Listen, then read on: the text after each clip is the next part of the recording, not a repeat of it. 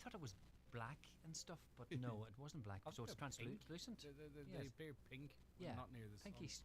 Translucent. Not the sun, but yeah, it's a bit of a sneaky one. It was but maybe a bit obvious that it was the other way false. So Andrew Clark, Newton Cunningham, congratulations! You're a winner. Chance again tomorrow, Thursday. What's the prize? It's a back to school goodie bag. Do you know everybody's going back to school? Perfect. All the wee bits and bobs. So it's good. Every little helps. Isn't It that what does, they say? it Listen, sure thanks, does. Lee. Have a great day. See you in the morning. You take care. Oh, I'm off tomorrow. No, I'm going to see you. I'm just going to call round your house and see you. Oh yeah, I'd have to prepare dinner or nothing for you, do you? Biscuit, rich All right, tea. good luck tomorrow and best wishes to know, of course, Lee. Thanks very much indeed. See you Friday then. So it is 9 o'clock, time for news update. Good morning, Michaela Clark. Thanks, Greg. Good morning. Almost 80 TDs and senators are landlords, according to the latest register of members' interests. Irish Times reports 48 TDs own rental properties or land, while 29 senators also have a stake in a property or land holding. Agriculture Minister Charlie McConlogue has declared rental income from an apartment in Ashtown, while Minister of State for European Affairs Thomas Byrne and Senator Robbie Gallagher listed themselves as landlords of properties in Donegal.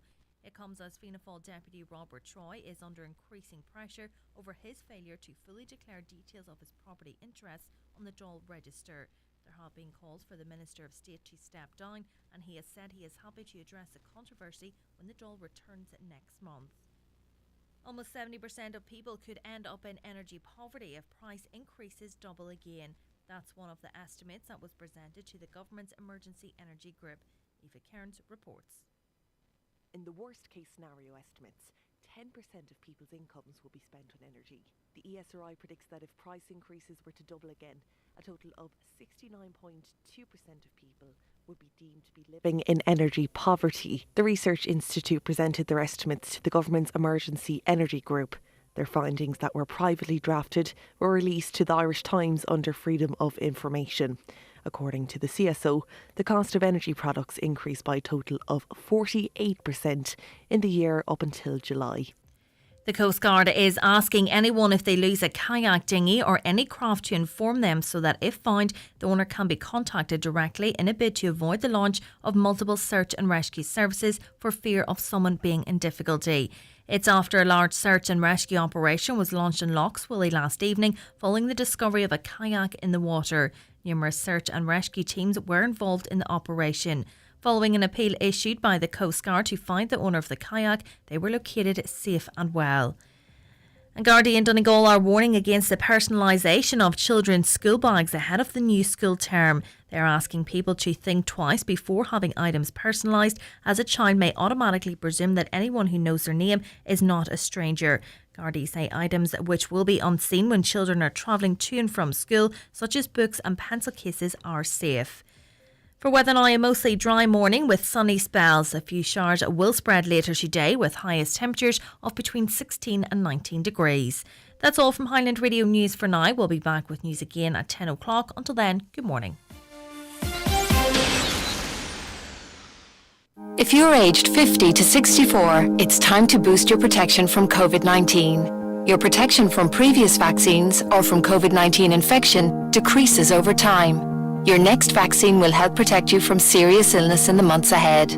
Book an appointment at a HSE vaccination centre on hse.ie. Call our team in HSE Live on 1800 700 700 or contact a participating GP or pharmacy from the HSE. For us all. It's the Northwest Truck Fest at Milford Mart this Saturday and Sunday with trucks from all over Ireland. Also bric-a-brac and home baking stalls plus live music. Proceeds to Ellie's Wish to Walk and MS Ireland Donegal branch. This ad is sponsored by Donegal Oil. And now, it's time for the talk of the Northwest, the 9 to noon show with Greg Hughes on Highland Radio. Hello and a very good morning to you. 4 minutes past 9. It's another Wednesday again already. 24th of August 2022. How are you keeping? I do hope you're very well on what is a bright, fresh morning across the Northwest, and it seems the weather's going to be quite nice for us throughout the course of today, and even not too bad as we head into the weekend. So if you're into that type of thing, maybe something to look forward to. Right, we have loads lined up for you on the programme today. Lots of interesting debate, conversation and information. We want you involved in that, by the way. 086 60 25,000. You've kept us busy all summer. What's this talk of a silly season? Those things don't exist anymore. We've never been busier. Keep it coming. Even if you've never texted a radio show before, let today be the day that you express your view, because yours is as equally important as anyone's. 086 60 25,000, that's the number there for your WhatsApps and texts. If you're outside the Republic, of course, it's 00353 86 60 25,000. You would just think in this day and age we'd overcome this international dialing, wouldn't you? If you want to give us a call, it's 07491 25,000. Caroline taking your calls, ably assisted by Emma today. And your emails to comments at highlandradio.com. If you want to send us a letter like our listener did yesterday, and others do as well, not all for broadcast, Greg Hughes, Highland Radio, Mountain Top Letter Kenny will get us there, I'm sure. And also, by the way, if you want to watch the show, get on our website, highlandradio.com, watch live there, or on YouTube, Highland Radio Ireland, or on Facebook. Now, if you do tend to watch on YouTube, I'd really appreciate it if you could hit like and subscribe. It does make a difference and helps get the message out there. And we have 4 million live minutes viewed every 3 months here. We want to build on that as well. It's just another way for people to interact with us, which is great. Let's go to the Donegal Post this morning, and €562,200 has been paid by motorists in Donegal for speeding fine offences. Now, I don't know, is that a high figure or a low figure? What do you think? Motorists caught speeding in Donegal paid up more than €500,000 in fines over a 2-year period, the Donegal Post can reveal. This represents more than half the total amount collected by the state during this period for a variety of fines paid following offences in Donegal. So what the paper's telling us is that over the last 2 years, half of all fines paid to the state were paid in County Donegal. Quite remarkable. According to the most recent figures, the state was paid a total of €562,200 for 6,407 speeding offences in the Donegal Garda division between January 1st, 2020 and December 31st, 2021. That really is quite remarkable. That means there is, I don't know, the rough maths there, 100 a day? We'll have to look into that, but it seems disproportionate. But anyway, those are the figures. The Inish Times this morning: unauthorised development is continuing at a site on the shore at Inch, despite Donegal County Council issuing an order for the work to stop more than 18 months ago. The work on a 6-acre field at Grange, close to Inch Pier, which is in the Lochswilly Special Area of Conservation, has been continuing on and off since 2020. No planning permission, according to this paper, has been sought for the work. The County Council issued an enforcement notice in relation to the work in December 2020. And since then, the paper says, a small building has been erected on the site and substantial work has been carried out, including the removal of natural vegetation, which was a habitat for wildlife. A roadway, it says, has also been constructed, and an entrance has been created onto the shore. On to the Finn Valley Voice this morning, and National Archives Director Orla McBride is no stranger to the momentous events that shaped the Irish nation over a century ago.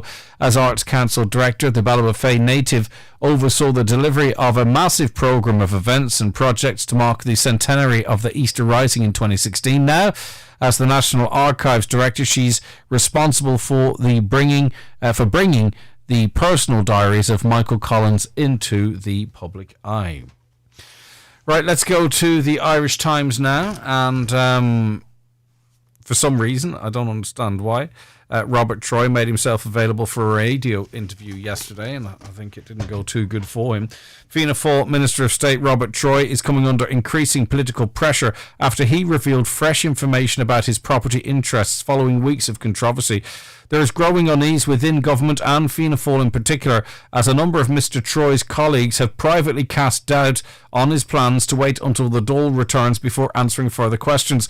Mr Troy has said he would be happy to address the Dáil when it returns in September, but opposition politicians remain unhappy with explanations to date. Mr Troy revealed yesterday that he owns 11 properties, 9 of which are rented out, including one property sublet into 3 units and another into 4 units. He declined to provide addresses for all 11 properties and did not confirm they were all at locations listed in his Dáil Register of Members' Interest declarations for 2021. A spokesperson said the Minister has provided a full statement on the matter and answered questions comprehensively today. Again, should further questions arise, he's happy to address them when the Dáil returns. Now, sometimes they say, well, they do say, and I think it's right, when you're explaining you're losing. Maybe he's a businessman. I don't know what the ins and outs of it are. But, he seems to have the recollection of 2 conversations with the standards in public office. It's interesting that he managed to buy a property for around €80,000, turn it around in 3 months and sell it to the council, and him, a public representative, making a profit of €36,000 before VAT. There's issues with registering the property where you're supposed to register that yourself, but it was done. He says he trusted a letting agent to do it, but it's not supposed to be done that way. A number of Fianna Fáil sources voiced concern about the controversy dragging on, with one party figure citing potential damage from a drip feed of information. And the problem for the government is, and this is probably why Micheál Martin has come out with such a strong defence of him. In other words, he's explained it. There's nothing to see here. Move along. Is that, of course, the government's numbers aren't fantastic in the Dáil at the moment, though they still enjoy the support of the rural independents who they meet today. I presume they can't afford to lose another government member. More on that in the front of the Irish Independent. A property co-owned by Junior Minister Robert Troy is being investigated for alleged unauthorised development. The Dublin property, in a development where 1-bed units are being let for more than $1,500 per month, also has no fire safety cert. Now, he was asked about this yesterday, if all of his properties were compliant, and he said categorically yes. Dublin City Council previously investigated the unauthorised construction of fire escape stairs at the back of the same property, which has been subdivided into 4 rental units by Mr. Troy and his business partner. But it appears that if you are an elected rep, there's a good likelihood that you will be a landlord. 40%, now 40 of the TDs are landlords, which represents quite a large proportion of the overall number of TDs. But in the real world where we live, where we can't accumulate vast amounts of property, the European Central Bank is expected to push up its lending rates twice by the end of this year, in a move that will add thousands of euro to some homeowners' repayments and push up the cost of new fixed rates. Rates are likely to go up by 1 percentage point or even 1.25 percentage points by the end of this year, according to market experts. Such a move would cost a family with a €200,000 tracker mortgage €1,690 a year in additional repayments. There are around 250,000 homeowners on tracker rates, with around 200,000 mortgage holders on variable rates. The ECB surprised markets last month when it pushed up its key lending rates by 0.5 percentage points, twice that what most market commentators had expected. July's rate rises was the first in 11 years. And I'm not going to lie to you, I got mine fixed there and I was not upset about it. Ironically, because I'm terrible at this type of stuff and I should be better, I managed to fix the mortgage at a rate lower than I was paying because I was sitting on some variable rate and I never looked into it, despite doing all these types of interviews that we do on a program like this. I was burying my head in the sand. Eventually did get it fixed and it was at a lower rate than I was actually paying for the time being. Anyway, hopefully that is all right. On to the Irish Daily Mail. Amid concerns that it could be too late to prevent blackouts this winter, Environment Minister Eamon Ryan has been called upon to face questioning at an emergency committee ahead of the Dáil's return. It comes after EirGrid issued another amber alert over electricity supplies on Monday night, the third warning in 2 weeks. Meanwhile, experts criticised Taoiseach Micheál Martin's comments on Monday that the government was taken a bit by surprise over challenges to electricity supplies. Now, that's fine, but on numerous occasions, and I referenced this and to some extent did come to the defence of the government on this, on numerous occasions it was in the papers that we were facing blackouts this winter, and Micheál Martin and others stated that there were backup plans, that it seemed unlikely, but obviously you can never rule anything out. And now all of a sudden, I don't know where they were getting that info, now all of a sudden it's like, well, why did no one tell us that we could actually have blackouts this winter? Sinn Féin TD for Meath East Darren O'Rourke yesterday wrote to the chair of the Oireachtas Climate Action Committee, Green Party TD Brian Ledden, calling for Mr Ryan, EirGrid and the Commission for Regulating of Utilities to attend an emergency hearing amid growing worries. But one of the big problems is that 15% of our electricity is being used to cool down data centres, effectively. 15% of all of the electricity used in this country, be it the Republic of Ireland, 15% of that, 14 to be completely accurate, is being used to cool down data centers, with more data centers planned. They're allowing the expansion of this area, but not making sure that the infrastructure is there to support it. 14% is a massive amount when you think of all the electricity that we use. Teachers should be given pay rises of 9% to match inflation, it's been claimed. This is according to the Irish Sun. The call comes amid fears of a recruitment and retention crisis in schools. The Teachers Union of Ireland warned the country faces problems keeping skilled teachers here, with many leaving to take up positions abroad, and quite a few adverts on the roads of Tralee for doing just that. The TUI said teaching has become an unattractive profession because rates of pay are nowhere near enough to pay for rent and housing costs, along with the rising cost of energy, food and fuel. People Before Profit last night urged the government to give teachers a pay rise that matches inflation, a move that could see them get a rise of around about 9%. On to the Irish Daily Mirror now, and a bit of a warning for you, particularly if you are an Irish speaker. Phone scammers are now targeting people as Gaeilge. Garda has warned. Garda Michael Walsh took to social media to warn people about the scam, which sees the gang send WhatsApp messages as Gaeilge to try to snare innocent victims. The con is so-called romance scam, where gangs send messages to unwitting targets to try to build up a personal relationship with them and then fleece them for cash. We've talked about this extensively, but the difference and worth a word of warning this time is they are doing it in Irish. And do you remember during Wimbledon, Nick Kyrgios accused and was shouting about some woman being drunk out of her mind, and it was a bit controversial. Well, she is suing him. A tennis fan is taking legal action against Nick Kyrgios after he accused her of being drunk out of her mind. The outburst occurred during his defeat in this year's Wimbledon final. In a statement released by her solicitors yesterday, Anna Pelous said the 27-year-old Australian had defamed her by making a reckless and entirely baseless allegation. Not only did this cause considerable harm, resulting in her temporary removal from the arena, but Mr. Kyrgios' fake allegation also broadcast to and read by millions, she said. Now, she says if she gets any damages from him, she's going to donate them to charity. I would suggest that he might be as well just to settle with her on that issue and make a donation to charity in the process. Okay, 086 60 25,000 if you've got an input in any of those stories or wish to raise your own. Or give us a call in 074 91 25,000. Okay, we are going to be back with more in just a few minutes. The newspapers are courtesy of Kelly Centra, Mountaintop, Letterkenny. The 9 till Noon Show, brought to you by the Northwest Truck Fest, taking place this Saturday and Sunday in the grounds of Milford Mart, with proceeds to Ellie's Wish to Walk and MS Ireland, Donegal branch.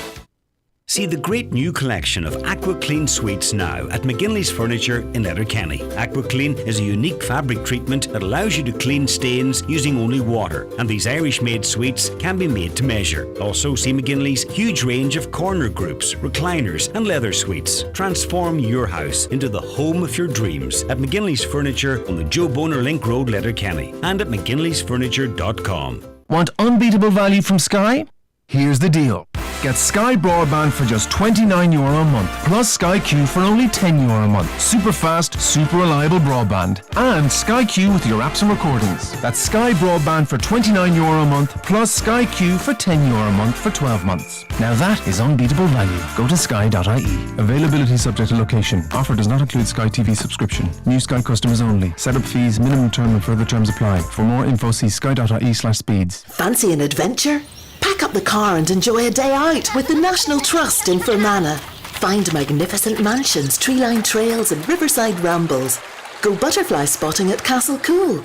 Hire a bike at Florence Court and explore Lough Erne by boat at Crom. Watch the sunset from your tent or glamping pod. Explore and re-explore, adventure and re-adventure. Search National Trust NI to find out more. National Trust, for everyone, forever. Are you one of Donegal's next female entrepreneurs? Ambition is a pre-accelerator programme run by Local Enterprise Office Donegal. Ambition focuses on early-stage female entrepreneurs, promoting the skills and resilience needed to develop globally scalable ventures, attract investment and create jobs. Ambition is open to female founders, entrepreneurs, or those with a strong startup idea with potential to be globally scalable who have links to Donegal. Apply before the September the 7th deadline at localenterprise.ie/Donegal. It's the final chance to save at Homeland with our summer garden clearance. Razier Table Fire Pit, only €149. Save €50. Omega 200 Gas Barbecue, €179. Save €50. And there's Madrid Patio Planters, buy one, get one free. Shop our full range of offers in store and online at homeland.ie while stocks last. Okay, you're very welcome back to the programme. Now, as we were talking at the start of the week, people may have noticed that some road traffic signs have been defaced in different parts of the county, and what has happened, from what I've seen at least, is that where a sign is in both Irish and English, the English has been scored out in red writing or in red paint. That's the ones I've seen anyway. And this has started a debate, a worthwhile debate in some areas, but also there is question marks as to whether or not I suppose this is the right way to achieve what you might want to achieve. We're joined by two guests with differing views on that. In studio with us is Micheál Colm McGillespie. Thank you very much for joining us. Imagine why. Good to have you with us. Imagine why. And Councillor Michael McClafferty joins us via Zoom as well. Good morning to you, Michael. Morning, Greg. Morning, Micheál. Morning, Michael. How's things? It's good to have you both with us. Right, okay. Well, we'll start with you because I've already heard from Micheál on this, and of course we'll be able to tease this out. Is it the vandalism itself that you have an issue with? Do you think, Michael, it's a means to an end? We do know, and he's been quoted nationally, that Micheál Colm has praised those, I think, effectively responsible for this. What's your view? Well, Greg, first of all, the vandalism, the criminality end of it has to be condemned at all corners, obviously. To be fair, with respect to Micheál there, I don't appreciate the fact that he's praised him. I think it would be more helpful if Micheál would withdraw his comments on that, because all it's doing, to be fair, Greg, is adding fuel to the fire here. At the end of the day, there's a lot of damage done here on these signs up and down the county now, right across everywhere now, from our own here along the west coast here, right on through down to Nijo, now on towards Derry and so on. This is going to cost a huge amount of money to sort all this out. So that's going to cost thousands. At a time that we're heading into a recession, some of us are already sadly in a recession at the minute, but one thing for sure, there's a lot more problems going down the road for everybody, families, so on and like. It's not the time for this type of behaviour. For example, I can't get signs down here in my own area. I want new signs down here, as does other councillors in their respective areas as well. We can't get them because we have no money at the minute to get them, and all we're told is we have to wait to whatever time to get them, and that's not acceptable. So I don't appreciate the fact that going forward, whoever is spraying these signs, damaging these signs, going forward, it's going to cost a big clean-up job, possible replacement in some cases. And then, as I said there, it's not helpful, Micheál, praising them. I would ask him to withdraw that. Well, I'll put that directly to him. Micheál Colm, do you withdraw your support and encouragement of the people behind this this campaign, this vandalism? Whichever way, it depends how you view it, whether you support them or not, I suppose. Interesting use of language there, criminality. No, look, my position is my position. I'm not one that wavers just because I don't have public support maybe on this here. I have strong morals and very strong beliefs, and I stick with them. Look, there's a number of things here. First and foremost, it's very welcome, this debate. Right across the 32 counties we've been having this debate this last day or two. The Irish language, which we know is in massive decline in the Gaeltacht area. We look at the last Dublin government's report on it. I think it gave us up to 2023-24 to save the Gaeltacht. We haven't taken the steps that we need to take. People are very passionate about their heritage, culture and identity. They feel very neglected and left behind. We see a community so much so declining that we have hardly any young ones living in it, that they've emigrated. I've seen in my own village around Farslot, we lost 7 last week. Out of that 7, 3 people in their early 20s graduated, educated here, and they're gone. A family, one of them a teacher, the other one a business person, two kids that would have went to our school here gone. I understand where you're coming from, and I don't wish to cut across you, okay? But what you're talking about is it's terrible. It's the depopulation of rural Ireland, and we're seeing it in our own county as well. And I know, speaking to all those young people, they don't want to leave. Some of them will to explore the world. Others want to be able to stay and live and work in their own area, okay?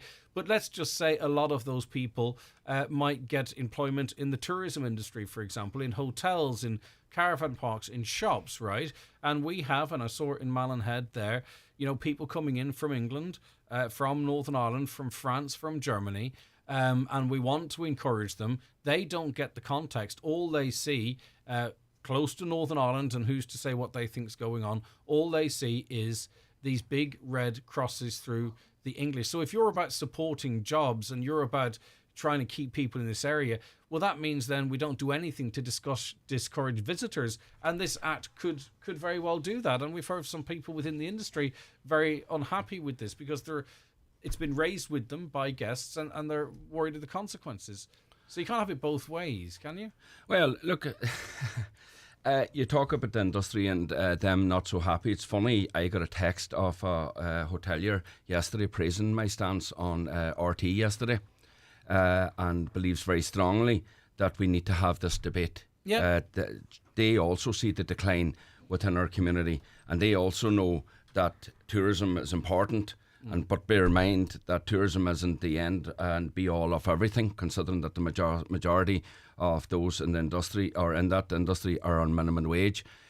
So that's a debate itself, which we're hopefully having very shortly within the council, because I put that proposal forward. Okay. But going back to what we're here to discuss is around the signage. Look, I think that those involved in this here have achieved very much what they've looked to achieve, is to create some debate around this here. It's very unfortunate, like I said, the language around it.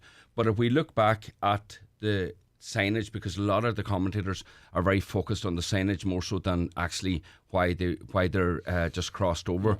The debate about social and economics, the decline in their community within the guilt at the Irish language, and I understand what you're saying, but Micheál, we can only talk about what's happened here, right? Is like, just because you are opposed to maybe these signs being defaced, it does not mean that you do not recognise the depopulation of rural Ireland, the drop in usage of our language. You know what I mean? It doesn't all hinge on whether or not you are in favour of these signs being defaced or not. I'll bring you back in, but I want to give Micheál, Michael McClafferty an opportunity here. So let me put it to you. You recognise, do you, that we need to have a conversation about what's happening on our county? I think you've already talked of the fact that many people are already in recession. If this is getting this conversation had on a national level, then, Michael, is there not an argument that it has achieved its goal, and perhaps maybe, it's something to be welcomed? I don't believe it has, Greg, to be honest with you. I think it's done quite the opposite. I think it's just it's a known goal in people themselves. They may have set out trying to do something, as Micheál wishes to highlight there. I don't agree they've done anything other than make a mockery of the whole thing, and plus the fact I believe they've brought the Irish language into the gutter very much. I myself, unfortunately, I'm a county councillor. I'm not able to speak fluent Irish as Micheál is there, and plenty more within the council. That's a problem of my own. I didn't come from a speaking household, Greg, Irish speaking household, and it's something, unfortunately, I regret it. But at this stage of the game, it's going more difficult to pick up, so I can't have a proper conversation with Micheál and others as much as I would like to. But I think going forward, as you touched on rightly yourself there in Mallinhead and so on, and also, Greg, just before I get into the Mallinhead stuff, I did a request as well in the last couple of days in an emergency motion on this to talk with this one in the council. Unfortunately, at the minute, that's unsuccessful because so many people have been on holidays and so on. If that meeting had to go ahead, Micheál would have had ample opportunity then to put his points across and then get all the attention he wanted on whatever his views were in that structured meeting. And at the moment, unfortunately, that's not going to happen at the moment because so many people on holidays. But back to our point here that we're on here with the signs, I feel it's very off-putting for tourists, to be fair. More than you've been doing Mallinhead the last day ourselves here at Priestland, Falcarra, Dunfanny, Goodhark, etc. on into Bidore.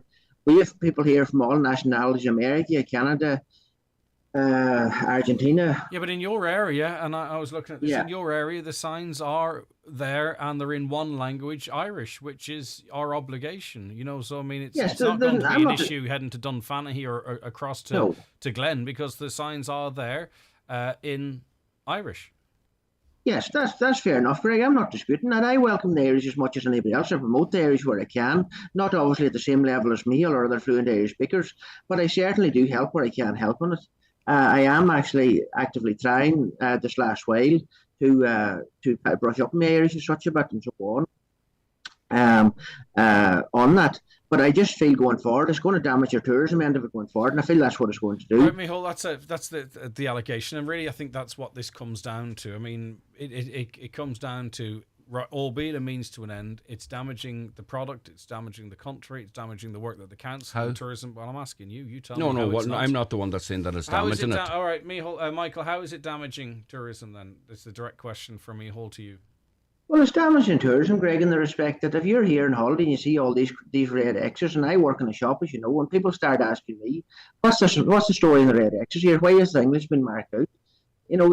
This is very difficult. This is how it's damaging. That's what's been actually said, Neil, whether you want to accept that or not. Do you think it's possible people might feel it intimidating given the history of well, without getting into heavy stuff, I would say yes. Some people, yes, have taken that, and I says, look, this is nothing personal. You don't agree, Michael Colin? No, look, I've been hearing that this affects tourism, and this is setting the Irish language back. I'd love to hear how this sets the Irish language back at all, and I think that would be a really good, healthy conversation. Signage and political graffiti, which it is political graffiti in a way. All we have to do is go 20 minutes out the road to Derry. You have thousands upon thousands of tourists who come to that city solely to look at the graffiti and the walls. What did you think of the pro-Russian graffiti that appeared on the roads? I actually didn't see that. Well, I'm telling you it appeared. All right, what do you think of I that? wouldn't support that. But do you think people... Well, hold on. Let me finish my point and I'll go back. Yeah, but do you think it's justifiable that people... Do you think that's a justifiable political statement? Well, I did. I absolutely, genuinely, I didn't see it. And okay, well, imagine a Z in your mind and then imprint it on a road. That's and then I imagine what that does. It creates, another debate about the Russian and Ukrainian war, which certainly I'd be more than happy to come on here and have that discussion. Would you support the people who did that graffiti? Do you support them in doing so? No, look, it's not something that I would be doing. It's not something that I know anybody that I know. The graffiti on the signs. I don't support all graffiti. For example, on the way in there, I took some photographs, right, and I've sent them on to you, where there has been signage rubbed out in Gaelic, deliberately rubbing out the Irish language of place names. Well, in the heart of the Gaeltacht. Michael hasn't said a word about this, and neither has anybody else. There has been loads and loads and loads of defacing of signs in terms of stickers put up supporting willies and boobs on them and stuff as well. But stickers for the Micah campaign. Now, is that something that the public would condemn people doing that there? I certainly wouldn't. The other thing is, because we were talking about Derry, because we were talking about the graffiti and the thousands of tourists that come there just to see what is on the walls of Derry and around. We know the iconic signs of London being scrubbed out to Derry. Would that be something that Michael McClafferty would condemn? Do you condemn? I don't like using the word condemn, but I try and avoid that. Okay, right. Okay, sorry. No, that's up to you. I'm not having a go at you. I'll just phrase the question. No, well, I'll rephrase it. But would you? No, not you. You use whatever words you want, Miho. I'm not having a go. Sorry. If people, do you think it's justifiable if people have a political point of view to scribble out the London on a Londonderry sign, Michael McClafferty? I don't agree, Greg. People have any purpose at all scribbling. No justification. What about putting Micah stickers on signs? Do you think there's any justification to that? Well, to be fair, I haven't seen any Micah stickers on signs. I'm just going to do the same thing I did to me. Imagine a sticker, 100% redress, no less. Now imagine it's stuck on a sign. Do you support that? I wouldn't support it if it was stuck on the sign, because I would feel, obviously, to be fair for the record, I haven't seen any of these Micah stickers that Neil refers to, even use my imagination or not. I have seen many Micah stickers on cars, various other items, vehicles along the road. But it's not about. I think the point that Michael's making, he's made it himself. He doesn't need me to make it. Is that it depends on what your view is, whether or not it's popular to support it or not to support it. You know what I mean? Like, you're very, very clear in your condemnation of this protest on a sign, okay? Yes. But when it comes to the mica stickers, you know, you haven't really seen them yourself, and it becomes a bit wishy-washy. Do you know what I mean? You're not as quick to say, right, no, actually, you know what, you can't deface a sign. It doesn't become wishy-washy because, for the simple reason, defacing a sign is defacing a sign. I condemn it at all roads. Okay, Whatever is put on a sign. You put up a sign, Greg. Somebody else put up a sign. Donegal County Council, the state. The sign is there for a reason. You would hope now, obviously, the relevant planning is there for the sign and so on, going by the rules. But once it's there for a reason. It's not there for anybody to deface it or stick anything else over it and so on. All right, I'll come back and all that. And also, just further that, Greg, Neil mentioned there about the Irish language getting scrubbed out. I didn't talk about it. I did talk about this many times because I have a phone there with many photos on it from going back a couple of years ago, and I have brought this up with the local engineers there in Dunlow. Neil can check this and verify if he wishes. I have tried to make an issue of it at the time. I would have thought it died down again, but obviously in recent days it hasn't with these exes and so on. We can't have it every way here, to be fair. You talk about your political views, Michael, there and so on. But look, back in what was 2019, Michael, you were the very person yourself that objected over in your own neighbourhood, probably your own doorstep there, possibly your own neighbourhood there, Annagry, of an RIC barracks that was formerly or used there as a parochial house, and there was a possibility of tumbling. You're one of the ones objected to it. So, Michael, you cannot have it every way, like what respect. I'm not sure how to make that connection, but anyway, I'm sure you're able to do it. You're saying he opposed the demolition of an RUC? RIC.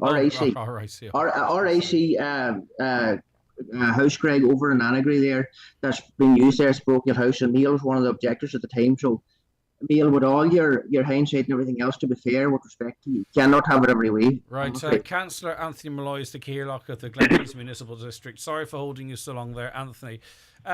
You would have heard Councillor Micheál Collum there supporting this vandalism and what it's trying to achieve, not just locally but nationally as well. As Keirloch of the Glenties Municipal District, what do you think? Good morning, Greg. And I suppose first of all, I'm shocked and dismayed at Councillor Micheál Collum, that would condone such actions at the weekend, and to urge to keep doing same. And this is not about the Irish language or signposts. This is about vandalism and criminalism and destruction and damage to our county. And just thinking there, we should be here today talking about the hugely positive investment we're making in the area of tourism here in Donegal. Like the huge success of Rossapena last week, the Burton Port regeneration, Arnmore regeneration, work at Erkle Mountain, the Crawley Distillery, Killybegs regeneration, and loads more, and the huge investment on the main road from Dunlow to Glenties. But, this nonsense has to stop, Greg, and it's creating a negative image of our county. And apparently, Councillor Micheál Collum is happy with that. And, for a person representing the public, I think it's shameful, to say the least. And I'm just calling on Councillor Micheál Collum, to clarify his position again. And, there's one simple question here. And I think, you've lost your way a bit there. You've got away with what we're talking about here. Do you condone vandalism? Because this is vandalism. Look, Anthony, to my go Shanta Sawyer, connects Haslam show. Very, very clear. I've stated it in national, locals, media over the last couple of days. I applaud those that bring about a situation where we're discussing the Irish language and putting it central to a debate that we need to have. An Irish community that has been neglected, need I say, by your own party over generations by not investing properly into our infrastructure, socially and economically. We're one of the most underpaid, low-paid wage structure within the state. We are socially, economically deprived. You know that yourself. We cannot sustain a Gaeltacht community, Anthony, under policies that you have within your own party in terms of housing, in terms of investment. We can't, because we cannot be able to hold the Gaeltacht or to protect the Gaeltacht when we don't have anybody to speak the language. When I says earlier, I'm not sure if this was there, that 7 people of my own village had left last week due to social and economic reasons.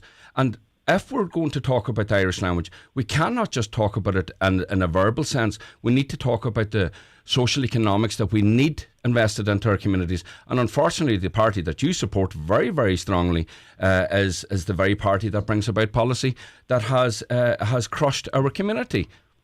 Micheál Collum, look, Mayor Colum, hold on a minute, Mayor Colum. We're getting away what we came on about here today. No, we're not actually. We're getting away from it. That's the defacing of our signposts. And I come from a Gaeltacht myself. I'm proud of the Irish language. I love to promote the Irish language whenever I can. I have no problem with dual signposts. We're different here in Donegal to the west or south of the country. Most of our traffic comes from Northern Ireland. And this year we had a lot of traffic with English regs and Scottish regs as well, and so it makes sense to have dual signposts. And you know, even within the Gaeltacht, Anthony, is that what you're saying? Not within the Gaeltacht here, but it's right. So not within the Gaeltacht. Greg, what people don't know here, at the moment we're looking at new signposts for the Gaeltacht, and a lot of work has gone into this by caution the Gaelic and our executive. Yeah, and I think we're all in agreement that those signs, if they are replaced, should be in Irish only. There should be no English on road signs in the Gaeltacht. And you know what? I'm sure people that visit the Gaeltacht will actually welcome the fact, wherever they're from, because they're visiting that area to feel the culture. Do you know what I mean? They don't need to be spoon-fed. I'm sure Google Maps will look after them. But Greg, isn't it not wrong to promote and encourage vandalism? And these actions does nothing whatsoever to promote or encourage our Irish language. Nothing whatsoever. It's made it central to the debate over the last 2-3 days, Anthony. Right across the 32 counties. Mayor Colum, you know that there are other ways and means of... Tell me another. Give me one example how we can create national debate. Call a meeting, raise it at council. No, hold on here. A national debate. Exactly. Hey, radio in the Gaeltacht. Radio in the Gaeltacht. Sorry, excuse me. Greg. Yes, Anthony. I believe in doing things through democratic process. And I think we have made huge strides in this area recently with our Irish language, with the setting up of Implanal Chonga, which is doing Trojan work at the moment. Possibly more work could be done, probably through our schools and that there, but not through vandalism and criminalisation. Okay, Anthony, let me ask you the question clearly then, because I'm not trying to corner you into saying what happened is justified, but do you not think over the last couple of days, though, and Micheál Colum was making this point, that a worthwhile conversation has come from this act that you condemn? Do you not think that this conversation that we've been having about the Irish language, getting actually the conversation about signs in Irish only in the Gaeltacht, getting that out there, do you not think what has followed this action in some way is positive? Well, Greg, would you not agree with me? There's a very sad day that we have to vandalise and do acts of destruction to get our points across. Okay. Like, there are other ways and means of doing that through the proper channels. Councillor Michael McClafferty, you wanted to come in there, please. Yeah, thanks, Greg. Well, I agree with Anthony there. Education's the way going forward. And I want to put out the message as well to whoever these people are behind this spraying that, look, a spray can will never, ever replace the chalk. That's the bottom line here. It's going to happen through education, means of meeting, so on, etc. As you talked about yourself there, as I tried to arrange there in the last couple of days or so there, with our Cahill there and the executive, and also I said that as well it was on Micheál's behalf as well as my own to get this raised. It would give Micheál ample opportunity as well, but at the minute that can't happen. But that's what I want to say at the moment, right? Unless it's through proper conversation and education, as I say, the spray can never going to replace the chalk, and I think that's the important thing going out here. All right, Micheál, Colin, back to you. Sitting here at 9:45 here this morning, there's a lot of juniors listening on here, kids and so on.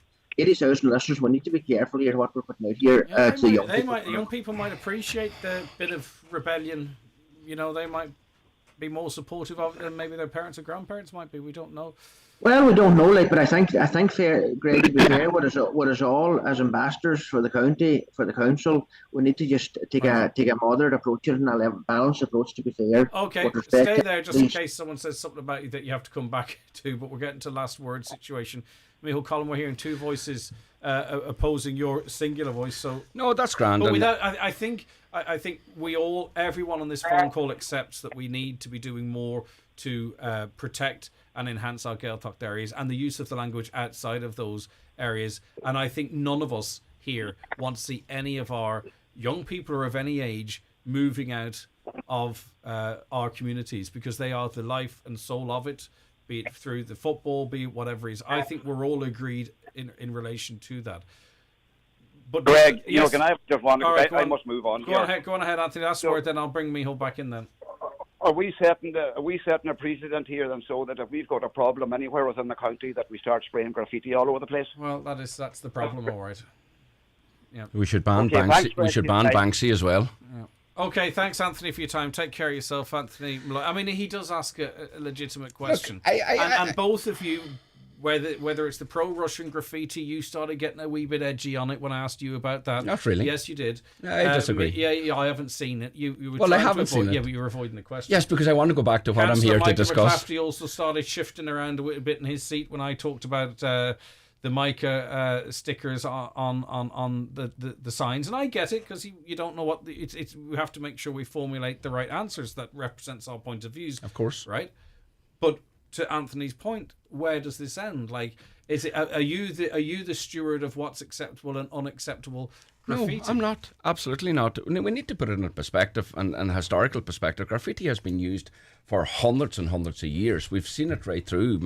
I myself, I suppose, started doing graffiti around the occupation of the 6 counties since I was about 7-8 years of age, and graffitied for many years right through, and I make no bones nor apologies for it. And we will continue to see. I saw graffiti there this morning down in Galway, shared by Banksy's Facebook itself. Should we ban that there? A very strong message of resistance towards, I suppose, the establishment. Look, there's a lot of misinformation here. We're very focused on tourism. I think, for myself personally, and especially the Gael out there, I think that to protect and to take a stand, to see the growth and the continuation of our Gaeltacht, a 3,000-year-old community or language, is really important. Our identity, our culture, our heritage. But there is a lot of misinformation. There's talk there about thousands upon thousands to fix this. I'll make this very, very simple. If anybody wishes, go onto Google. I think it's €24.69 for a box of wipes that will do it all. €6. We don't know what type of paint was used, do we? Well, I think these wipes are really good. So I'm told, and my research suggests that's very strongly. €6.49 for postage. Couple of minutes. I got a text yesterday from somebody within my community who says that they're more than happy to pay for the wipes if anybody wants to go out there. At the end of the day, what is really important is that we're putting the Irish language central to a debate. I don't expect the majority to agree with me, but nor am I going to pretend that I believe something different. There's a huge conversation actually about our nationality here and Irishness and all that kind of stuff from an awful lot of people. I'd love to see them actually focus more on preserving and promoting the Irish language rather than worrying necessarily sometimes about who's coming in here. And I think it's really important that, and I want to put this out here because I know it was suggested very strongly on social media yesterday. Greg, you know, as a lot of the listeners that would bother listening to me knows, I am not a nationalist. I am very, very much left-wing socialist Republican, an anti-fascist activist, an anti-racist activist. So the concept of putting me out there as a nationalist, which the language has been used, unfortunately, by the far right to gain traction within communities, is something that I would oppose. So I want to make that clear. No, you have. Councillor McClafferty's been very patient here. Sorry, Michael. I'll give you the last word, Michael, if that's all right. Yeah, thanks, Greg. Just a couple of things. So one major point I want to make there, but before I get to the major point, one thing I do want to say there is I don't fully agree with Neil's thoughts there that a few years is going to sort all this out. I think the last time. Well, we'll see how much we'll take this time then. Well, maybe, Michael, can you give me some help then, or can you put some money over my way to help me buy the signs, if that would be possible? I'll give you the money to buy the wipes, Michael, no problem at all. And if you're getting difficulty... I'm not talking about the wipes, I'm talking about the new signs I want. But we need to think about the environment. No need to buy new signs when the wipe will rub it out, Michael. I'm sorry, Michael. He's looking for signs. Oh, for signs for himself? I'm sorry, but we do. Listen, Michael. Anyway, get to your big point, because that one's floundering a wee bit. Go on. Well, quickly. We need signs in Muckish... we need signs in Hornhead. We need signs behind Muckish, safety signs, running a couple of thousand probably at least, Neil, as you know, signs, poles, etc., brand new signs. But back to the major point where I worked there, Greg, I come across a lady one day at the counter and just had a conversation, we're typing through her stuff as I normally do with all of us, just trying to make them feel welcome and so on. I just asked her, "Is you enjoying your holiday?" She says, "Yes, very much." I said, "Where are you from?" And she was very hesitant in saying. So I said, "Look, I'm sorry, I'm not being nosy, just being friendly, we're doing Donegal." And she said, "Okay." She said, "I'm from Russia." And the poor girl, her face went red. She almost started crying. I said, "Look, this is out the hand. Don't worry about it." We know what's going on. It's terrible what's going on. You're not. It's not your. You're not at fault. It's one of these things. These things happen. Wires happen. Rows break out. Unfortunately, that's where it's at. You know what? Enjoy your holiday. Welcome to Ireland. And stay as long as you wish. And I left it at that, Greg, in a respectable way. So nobody tell me that X's on road or sheds on roads or on signs or red X's now on signs for visitors coming here is not offensive and causing problems to our tourism, because it is. Yeah, Thank you, Greg, for the it's time a this morning. controversial one. That about. I'm not sure how many people would share your views about. They're limiting Russia visas for travel into Europe. But anyway, that's your view, and I respect it. Thanks for your time this morning. Take care of yourself. Micheál Colm, thank you for calling in as well. Have a great day. Thank you very much indeed. Okay, back with more shortly. The 9 till noon show, brought to you by the Northwest Truck Fest, taking place this Saturday and Sunday in the grounds of Milford Mart, with proceeds to Ellie's Wish to Walk and MS Ireland Donegal branch.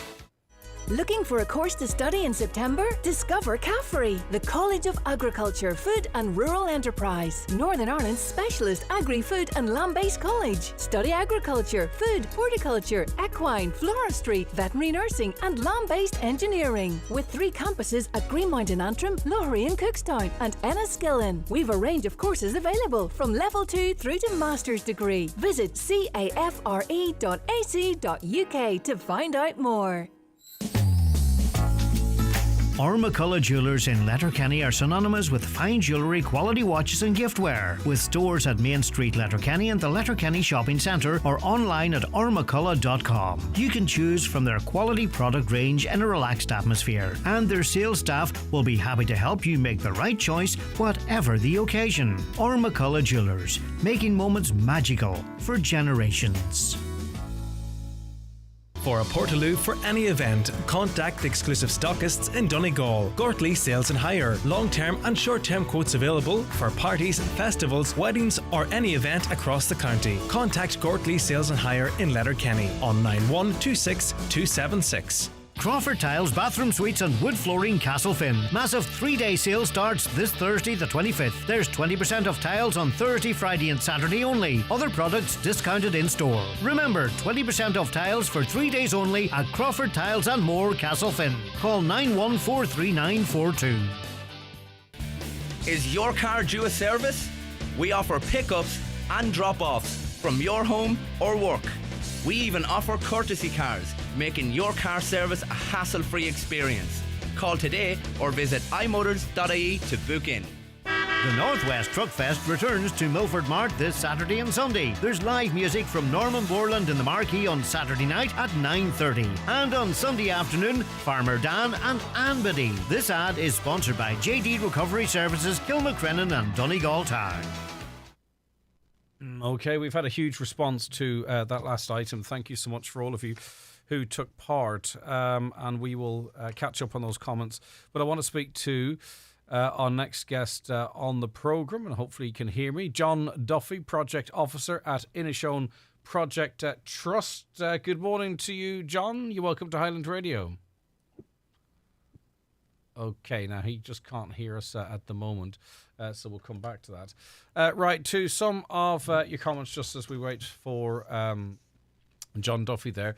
Unfortunately, I can't speak Irish, but we love the language and don't want to see it disappear. But as a delivery driver in the west of the county, I've been stopped more times than enough, asked for directions because tourists can't read Irish-only signs. All right.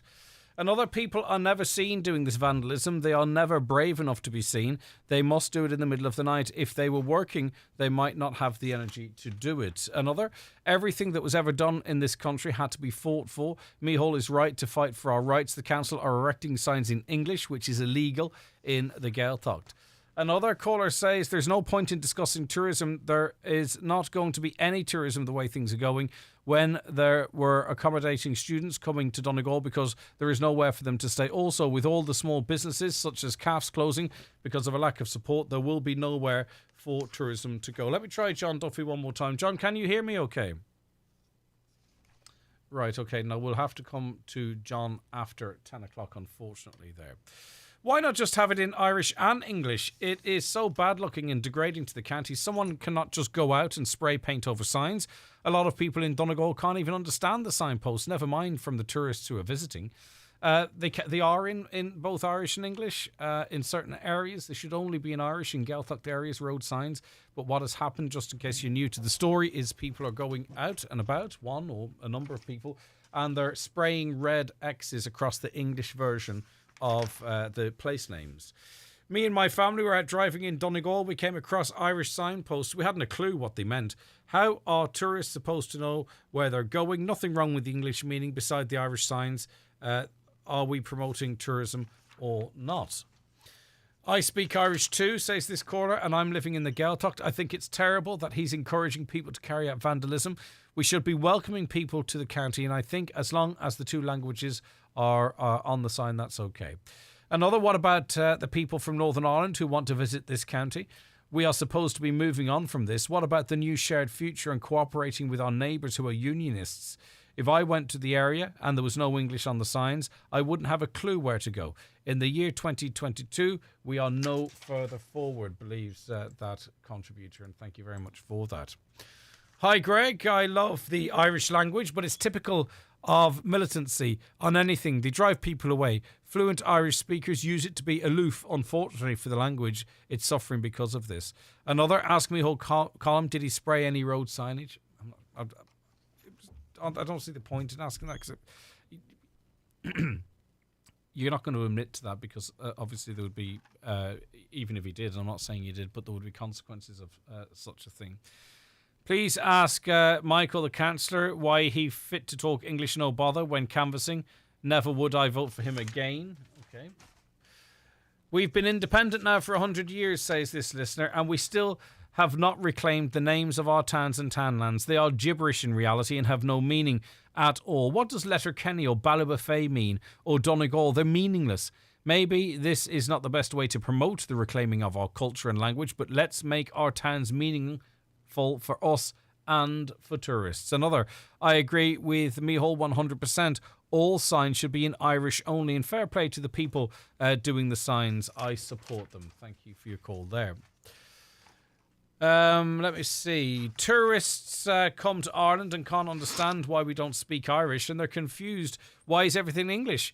Mihal is a great councillor who works 24/7 for his community. He stands up for the Irish language, and he should be applauded for his work. If we had more people like Mihal, we'd have a better country. I agree about it being bad for tourism. I was in Germany last week, and there were no signs in Irish. Had to leave the place straight away because I felt so unwelcome. Yeah, I get you, and it's a witty statement. But that's not really what we're talking about.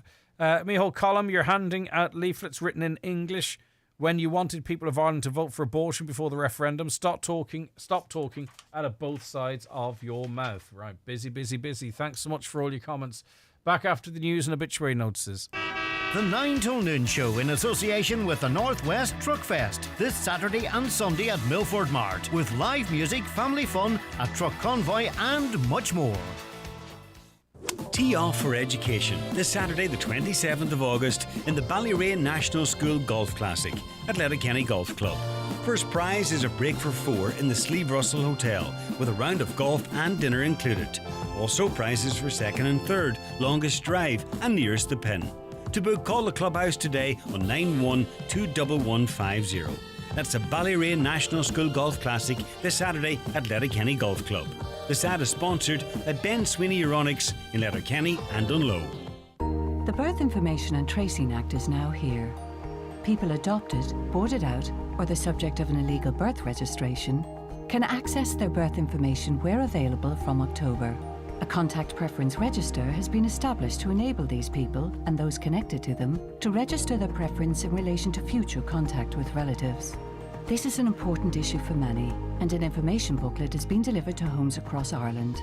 Visit birthinfo.ie to find out more.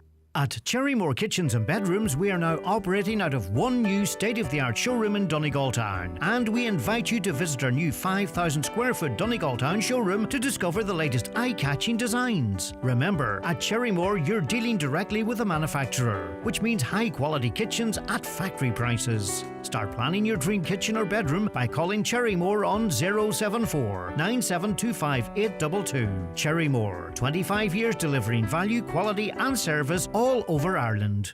Visit Savour the Flavour in Donegal Town this weekend for delicious food and drink experiences, including outdoor cookery demos by celebrity chefs. Also, a food and drinks market, food tours, the Donegal Railway Car unique dining experience and entertainment, all in Donegal Town from this Friday the 26th to Sunday the 28th of August. See the full event details and offers at savourtheflavourdonegaltown.com. Looking for your perfect, exquisite, award-winning wedding venue? The Red Door Country House Fawn is situated on the main road to Buncrana, just a short drive from Letterkenny and the city of Derry. We are hosting a wedding showcase in conjunction with Perfect Bliss Wedding Events on Saturday, August 27th from 12 p.m. to 2 p.m. and would like to invite you to visit on this date. Wedding Showcase, August 27th at the Red Door Country House, Fawn, Buncrana. Live, on air, online and on the Highland Radio app. This is Highland Radio News. Good morning, I'm Michaela Clark with the news at 10 o'clock. The row over the vandalism of English road signs in Donegal continues. On Monday it emerged that English place names on signposts had been spray painted over, leaving only the Irish visible. Councillor Micheál Colmcgill Aspa continues to support the actions of those responsible. On today's 9 till noon show, however, Councillor Michael McClafferty believes the money which will be used to replace the damaged signs could be better spent. This is going to cost a huge amount of money to sort all this out. So that's going to cost thousands. At a time that we're heading into a recession, some of us are already sadly in a recession at the minute. For example, I can't get signs down here in my own area. I want new signs down here, as does other councillors in their respective areas as well. We can't get them because we have no money at the minute to get them, and all we're told is we have to wait to whatever time to get them, and that's not acceptable. So I don't appreciate the fact that going forward, whoever is spraying these signs, damaging these signs going forward, is going to cost a big clean-up job, possible replacement in some cases. Almost 80 TDs and senators are landlords, according to the latest register of members' interests. That includes Minister for Agriculture, Food and the Marine, Charlie McConlogue, who has declared rental income for an apartment in Ashtown in Dublin. Emma Ryan has more. The Irish Times reports 48 TDs own rental properties or land, while 29 senators also have a stake in a property or land holding. Agricultural Minister Charlie McConlogue has declared rental income from an apartment in Ashtown, while Minister of State for European Affairs Thomas Breen declared rental income from a property in Rossnowla. Senator Robbie Gallagher also listed himself as a landlord with shares in properties in Monaghan and Donegal. It comes as Fianna Fáil Deputy Robert Troy is under increasing pressure over his failure to fully declare details of his property interests on the Dáil register. There have been calls for the Minister of State to step down, and he has said he is happy to address the controversy when the Dáil returns next month. Gang members who targeted a property in County Roscommon earlier this week tried to conceal their accents. According to the Irish Examiner, the group who carried out a violent burglary was also disguised.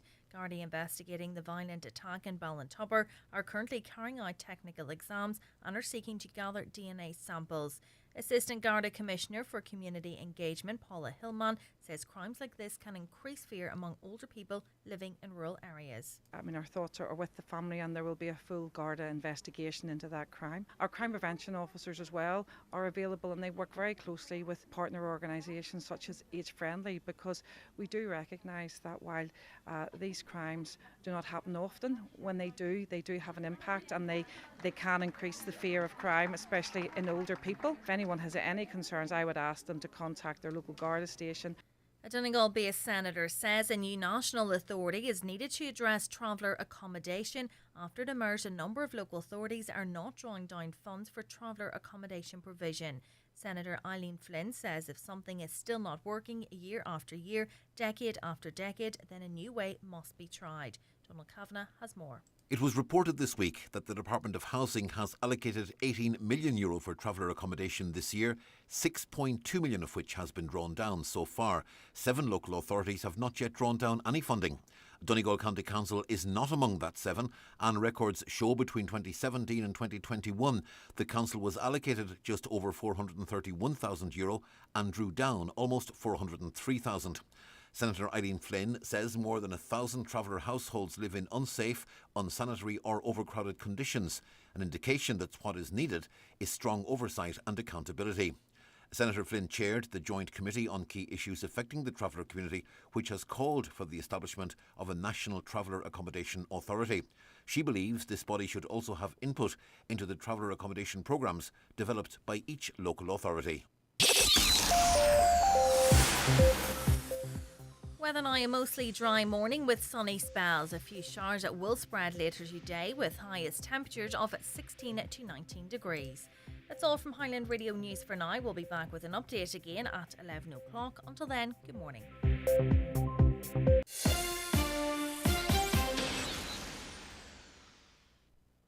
The obituary notices for this Wednesday morning, August the 24th. The death has taken place of Sheila Friel, née Sweeney of Glasgow and Ronnie Hall, Kincashla. Her remains will repose at Rorty's Funeral Home, Derrybeg, today from 2 until 8 o'clock, with Rosary at 8 o'clock, and tomorrow from 2 until 7 o'clock, with Rosary at 7 o'clock. Removal afterwards to the family home in Ronnie Hall to repose overnight, house private to family only. Funeral Mass in St Mary's Star of the Sea Church, Annagry, on Friday morning at 11 o'clock, with interment afterwards in the new graveyard. The funeral mass can be viewed live on the Annagry Parish webcam and on Kieran Rorty Funeral Director's Facebook page. The death has occurred of Marjorie McGee, Moira Fulcara, remains reposing at her late residence. Rosary tonight at 9 o'clock. Funeral Mass tomorrow morning at 11 o'clock in St Finnan's Church, Fulcara, with burial afterwards in the adjoining cemetery. Funeral Mass can be viewed on mcmmedia.tv or Sweeney Funeral Director's Facebook page. Donations in lieu, if desired, to Alzheimer's Society, care of Aris Gidor or Sweeney Funeral Directors. The death has taken place of Patrick Kelly, Goland, Ballybuffet, County Donegal.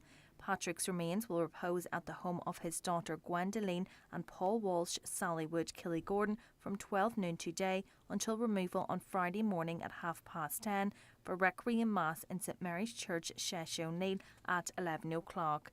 Interment afterwards in the adjoining churchyard. The Requiem Mass can be viewed live on the parish Facebook page. Donations in lieu of flowers to St Joseph's Hospital Comfort Fund, care of any family member or Marley Funeral Directors. The death has taken place of Teddy Quigley, 35 Laurel Drive, Strabane, and formerly of Omagh, reposing at his home. Funeral leaving his home tomorrow morning at 9:25 for 10 o'clock Requiem Mass in St Mary's Church, Melmount, followed by interment in the adjoining cemetery. Requiem Mass can be viewed live at melmountparish.com. The death has taken place of Mary Ann Kelly of Ballymena, Kilkenny, Malin. Mary Ann's remains are reposing at her home.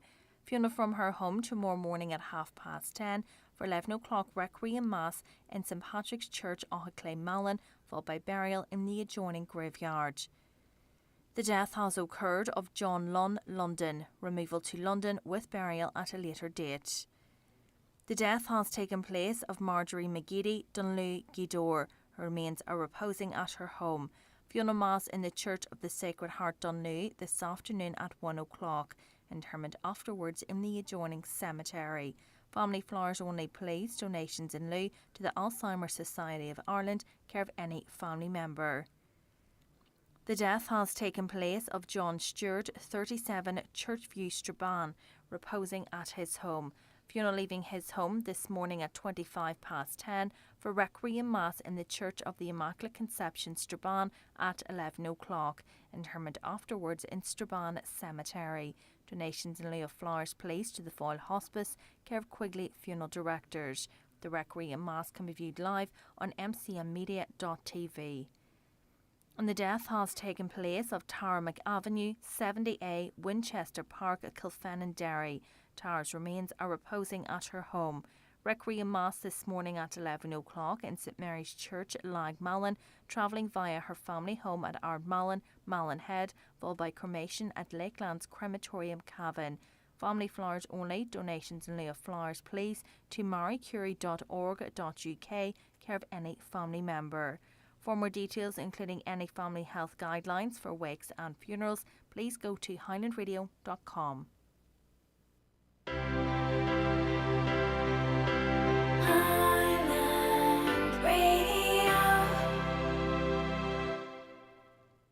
And you're very welcome to the second hour of the 9 till noon show here on Highland Radio. Thank you so much for your company over the last hour, and a very warm welcome if you're just joining us right now. Loads to come over the next 2 hours to keep you informed and entertained, I hope, and we've got lots of your comments and what have you to catch up on. If you want to play a dedication or request for someone as well, feel free to send them in to us and we'll get those played out around about 10:30. Just a reminder for you that you just have 2 days now to enter our massive summer cash giveaway here at Highland Radio. If you want to be in with a chance to win €2,500 on Friday, it's €10 a ticket, 6 for 50, 10 for 80. You can go onto our website right now, highlandradio.com, to secure your ticket. If you get it before Friday, you're entered into this draw, another draw after that, and then €10,000 to be given away too on that same day of the second draw, the 2nd of September. So you've got 3 chances to win. 2 prizes of $2.5 grand, 1 prize of 10 grand. Now, if you don't want to do it online, feel free to give us a call, 07491 25,000, and we'll sort you out there. But of course, do it for fun and do it well within your means. And you're in with a good chance of winning. So best of luck to all of you entering. Our website, you'll see the link there, highlandradio.com, or call us on 07491 25,000. A tenner gets you into 3 draws, 1 for $2.5 grand, 1 for $2.5 grand, and then 1 for €10,000. It's all very exciting. It's great to see people coming up, collecting their checks and talking about what they're going to spend their money on. It's brilliant. Signs have been defaced over the last 10 days in Creasla, Ballybofey, Letterkenny, Calais, Newtown, Cunningham, Lifford, Carrigans, Ballyliffin, Moville, Quigley's, Point Carn, Dunamallen, Head, Fintown, Greencastle and Muff.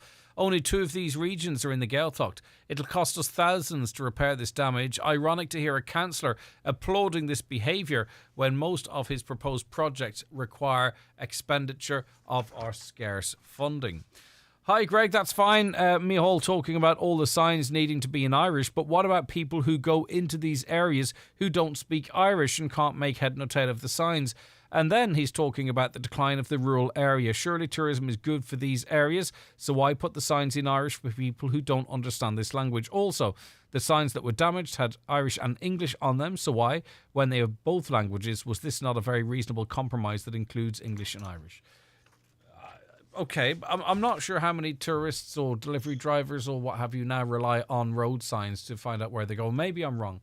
I do also think that maybe it's a strong argument that people from outside of Ireland or even within Ireland visiting a Gaeltacht area, might want to. I think most signs you can kind of make out what they're talking about. Do you know what I mean? It's not like the Irish is completely different in most cases to English. But anyway, everyone has their views and we appreciate them all. Please ask Mihal when he comes around canvassing at the election, how come he talks English? There's no word of Irish when he's looking for votes.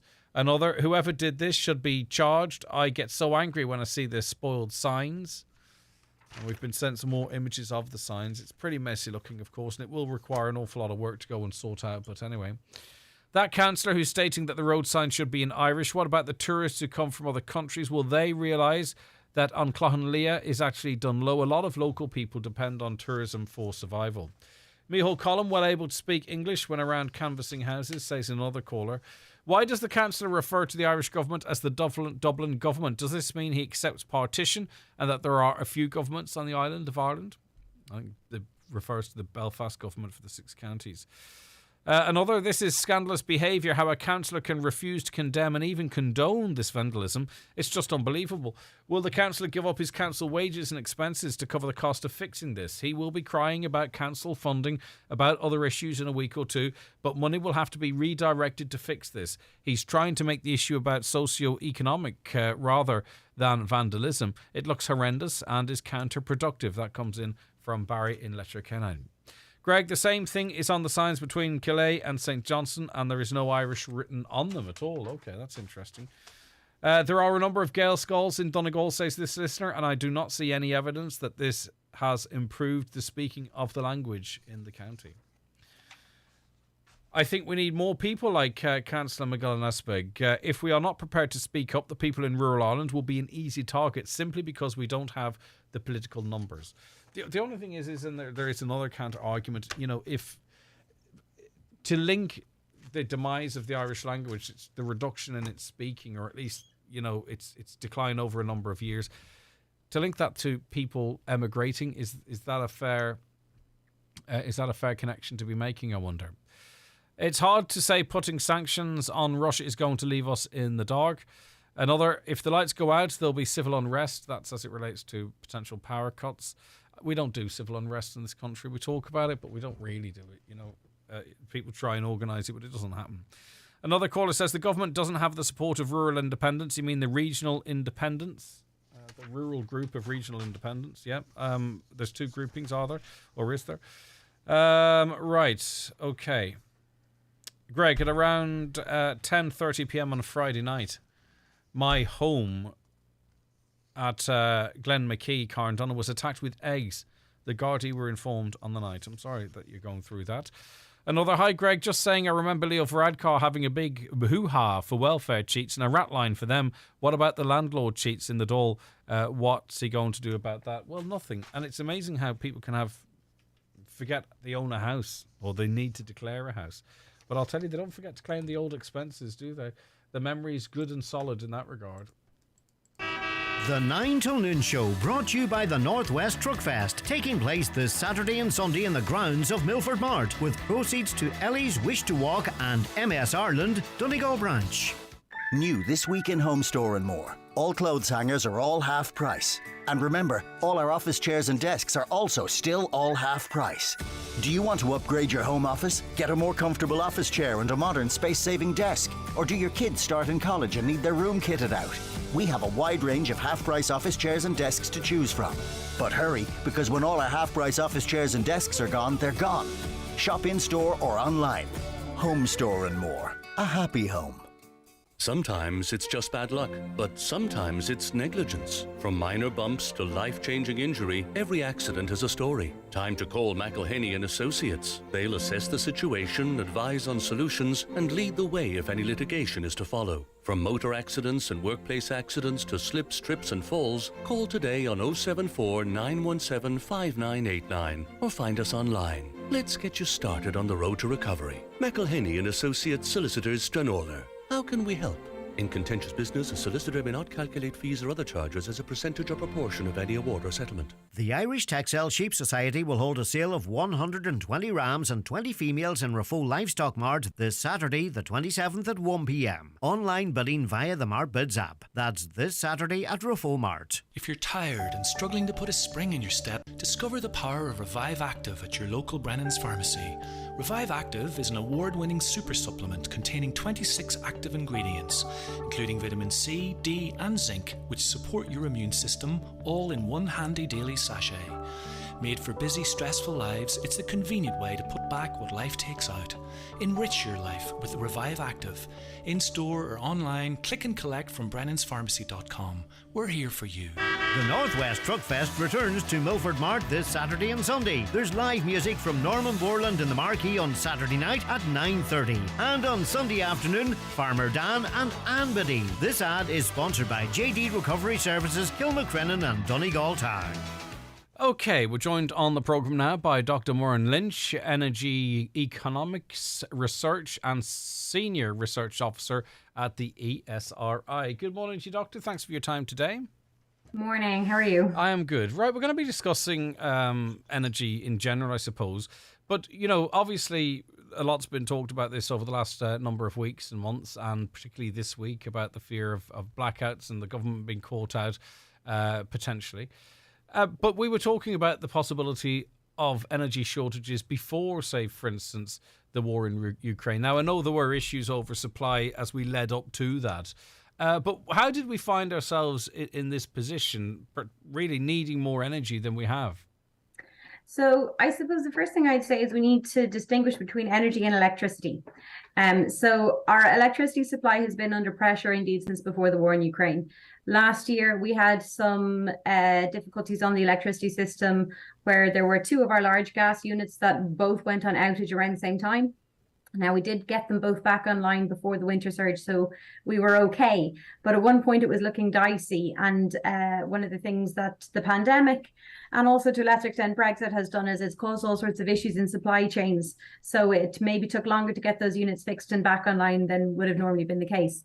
This winter, it's a little bit different in that we just don't have enough units actually on the system. It's not to do with any of them being kind of broken or offline, although that has been happening. But it's more just even if everything was on the system and even if everything was working absolutely fine, we would still be potentially facing shortfalls in supply this winter. And that's really just because we didn't build enough electricity generation units in time for this winter. And then the wider energy shortage concerns are stemming to a certain extent from war in Ukraine. Obviously the sanctions being imposed on Russia and then Russia sort of retaliating by cutting down on gas supply. While Ireland is not directly connected to the Russian gas grid, we still are exposed to what happens via kind of the general gas markets. So we're kind of getting it from all sides at the moment for sure. How big a factor is the amount of power, say for instance, data centres draw off the grid? I think it's 14%. Is there a planning issue there? I mean, we clearly weren't preparing because we seem to be constantly working very close to our maximum. So if you look at the reports produced by EirGrid, they produce a report every single year, kind of commenting on the generation on the system and the expected demand on the system. They first flagged the data centres issue, I believe it was in 2016, February, March 2016. So we've had 6.5 years of warning that this extra demand was coming. Certainly data centres make up a huge and growing portion of our demand, more so than we would have thought even 6 years ago, let alone 10 years ago. Having said that, the increase in demand from data centres has not been any higher than they said. So the data centres have more or less done what they said they would do, and nobody told them to stop until very recently. What we didn't do on our side maybe was put in place a supply to deal with this extra demand. Mm-hmm. So now we're faced with a situation where we have all this extra demand, a lot of it from data centres, but not all of it, and we didn't put in place a supply. So you kind of have to now ask the question, well, whose fault is it that we didn't put in place enough supply, and who do we ask to, I suppose, shift around or move around their demand in order to compensate for the fact that we have insufficient supply? Another thing I don't understand, and maybe this is too specific a question, but like we need all the energy we can provide at the moment, and you'd be familiar with the 70 turbine wind farm that's operational down the country. Well, it's no longer operational. The ESB have chosen to shut it down, even though it makes annually far in excess of the EU fines that must be paid because of planning irregularities there. Like, surely in a crisis, in an emergency like this, we should have, you know, those turbines operating flat out. They're down there, they're functional, they're being serviced, you know, that's the kind of stuff I don't understand when we have particularly green type energy, somewhat dependent on the weather, and yet we have it. The ESB have decided to shut down, and I've not heard anyone ask the ESB to justify that, because they were making way more money than the fines having to be paid to the EU. So I wouldn't like to speak to specific projects. Understood. I think in general, kind of laws and regulations are there for a reason. And there might be specific arguments made about whether you might want to ignore a law or a regulation in one particular case. But in general, we would like to, you know, to see people stick with the laws and the regulations. If we don't like the laws or the regulations, let's change them. But as long as they're there, let's stick with them. Mm-hmm. However, on the broader point, what I would say is the reason we're facing these potential supply-demand crunches, it's not really anything to do with renewable electricity. We always knew, it's not a surprise to anybody, that the wind doesn't always blow and the sun doesn't always shine. We always knew that. We set up our market in such a way as to make sure that we would have enough coal units, gas units, diesel units on the system to meet our peak demand, even if there was no wind and even if there was no sun. That was the plan. The plan failed.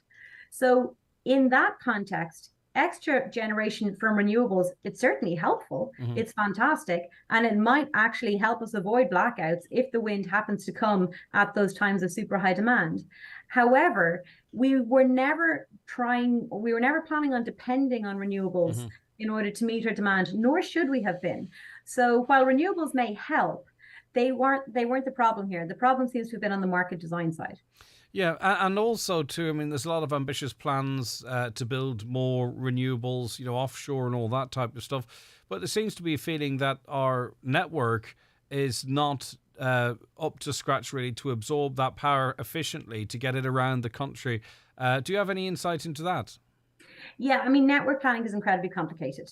We're talking about one big meshed network, and a constraint in Donegal can cause issues in Carlow.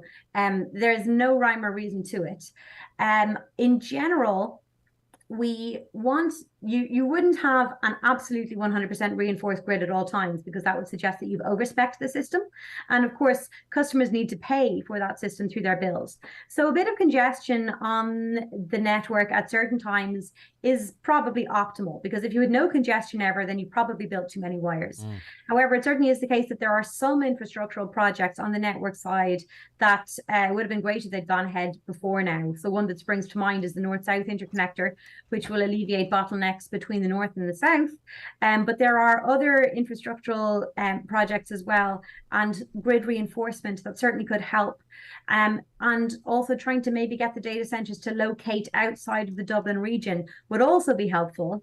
But it's only very recently that government policy has been updated to include anything around data centres being encouraged or even required to locate where the network suits them, as opposed to locate where it suits the data centres. Yeah. What might blackouts look like? Would they be controlled? Would they be like, just random your power going out? Because obviously, hospitals are on certain lines. There's an awful lot of people listening to this program that rely on electricity, not just for TV and washing machines, but maybe to keep, systems running that they require for their health. It could be a bed, for example. We could find someone who is stuck in their bed because there's no power to operate that bed, as an example. So do we know what blackouts could look like? Would it be scheduled? Would certain areas be prioritized? Do we have the capability to do that? Yeah, so the first thing I would say is blackouts already happen for technical reasons. So every time there's a large storm, we have a load of homes knocked off the power grid, sometimes for days at a time. Every time a local transformer blows up, you have a sudden localized blackout. These things happen. What would be different about these blackouts is they would be, as you said, kind of controlled, required by the system operator, because there simply wasn't enough supply available to meet demand. So the way it works, you can think of it as you kind of stack up all the generators on the system from the cheapest to the most expensive. And as the demand ramps up, you ramp up your supply and you dispatch more and more and more generators until eventually you're dispatching the most expensive generator in the system. And if you still can't meet demand, then you essentially treat your demand like a very expensive generator. So you shed a bit of demand. The idea we do that is in order to prevent an uncontrolled outage, which is where we simply don't have enough supply and demand to keep the system in balance, and then uncontrolled outages happen, which are not good for the system. Certainly places of major infrastructure, the likes of hospitals, the likes of water treatment plants, they are removed from the equation. So we would never be turning off the power to an area that had something like a hospital or something like that. The way it works is ESB networks and EirGrid between them sort of decide where in the country will demand shedding happen today if we need it. And this has been going on for years and years and years. But this is somewhat unprecedented. How do they know that we won't all of a sudden start sticking on our washing machines and everything, 2 hours before maybe there is a power cut, or the 2 hours afterwards? Or would that be okay because it spreads demand over a longer period of time? Do you know what I mean? You know what happened, how we treated toilet paper, so we know what we're capable of. Yeah. And I don't think they really know what's going on. No, that would be wonderful. Yeah. I mean, like, blackouts would not be scheduled. You're always hoping that something will happen. Even if you can tell a few hours out, it looks like we're really going to be in trouble at 6:30. You still wouldn't kind of pre-announce it. But it would be wonderful if people would respond by shifting demand before or after. Now, obviously, this doesn't mean that everyone should go around turning off every single light at 6 o'clock. But things like the dishwasher, You load up the dishwasher, but maybe don't turn it on straight away after dinner. Maybe wait until a little bit later, or ideally wait until after 11 o'clock at night. Things like the tumble dryer.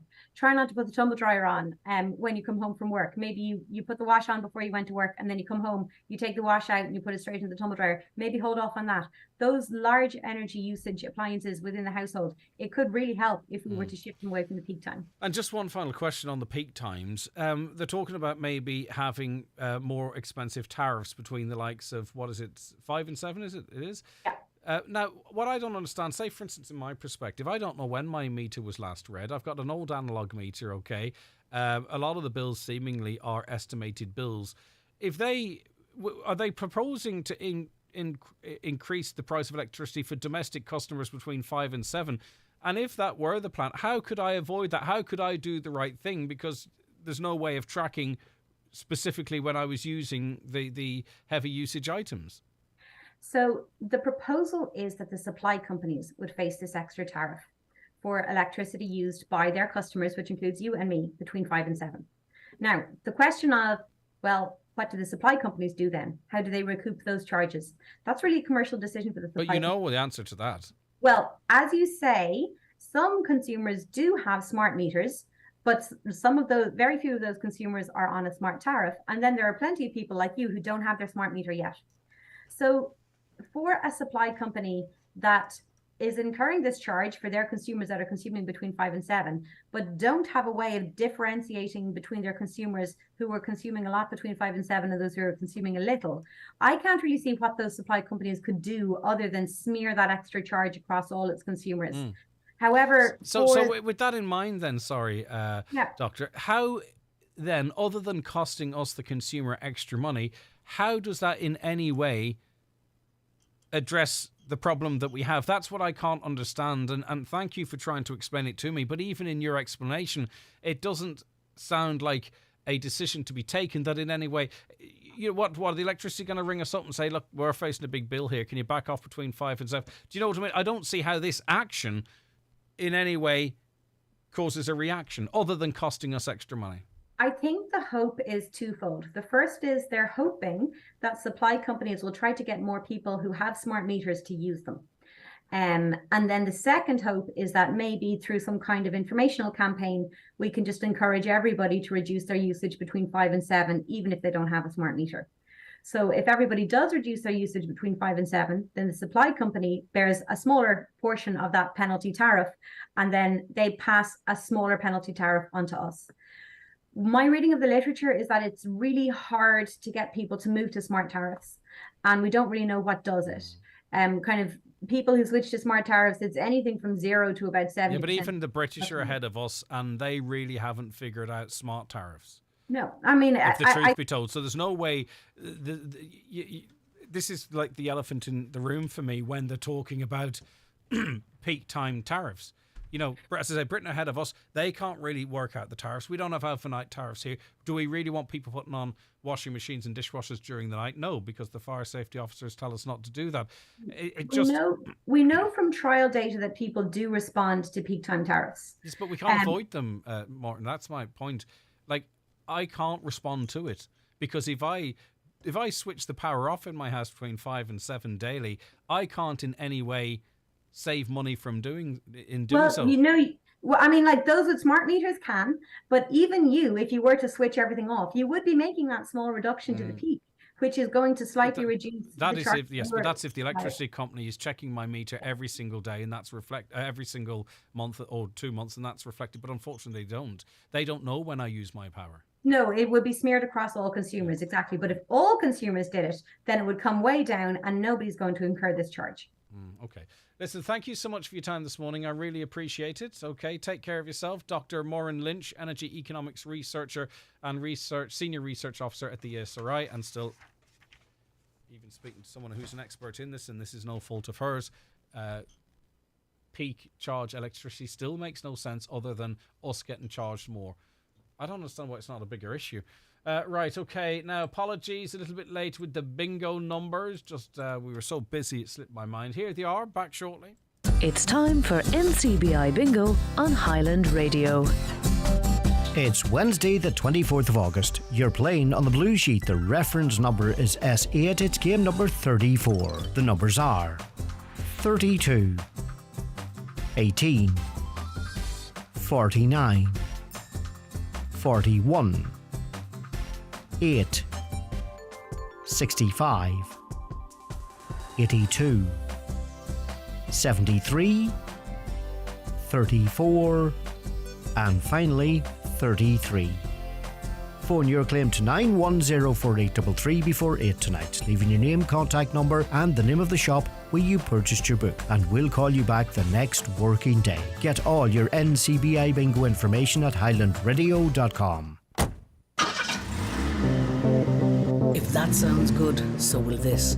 Save up to €300 off your car insurance cover when you buy online at libertyinsurance.ie. That's based on a 25% discount for new policies. Up to €300 off your car insurance. That's money for living. That's Liberty. Future-proof. Subject to a minimum premium and applied before optional covers. Acceptance criteria, terms and conditions apply. Liberty Seguros Compañía de Seguros y Reaseguros S.A., trading as Liberty Insurance, is authorised by the General Directorate of Insurance and Pensions Funds in Spain and is regulated by the Central Bank of Ireland for conduct of business rules. Now, Independent Senator Eileen Flynn said the ongoing failure of local authorities to draw down funds for traveller accommodation again shows the need for national traveller accommodation authority. Senator Flynn said if something is still not working year after year, decade after decade, we're going to have to try a new way. The recommendations for change are there. It was reported this week that the Department of Housing said a total of €18 million was allocated for traveller accommodation this year, with €6.2 million drawn down, and a number of councils have drawn down significant amounts, but 7 local authorities have not yet drawn down any funding at all. Right, okay.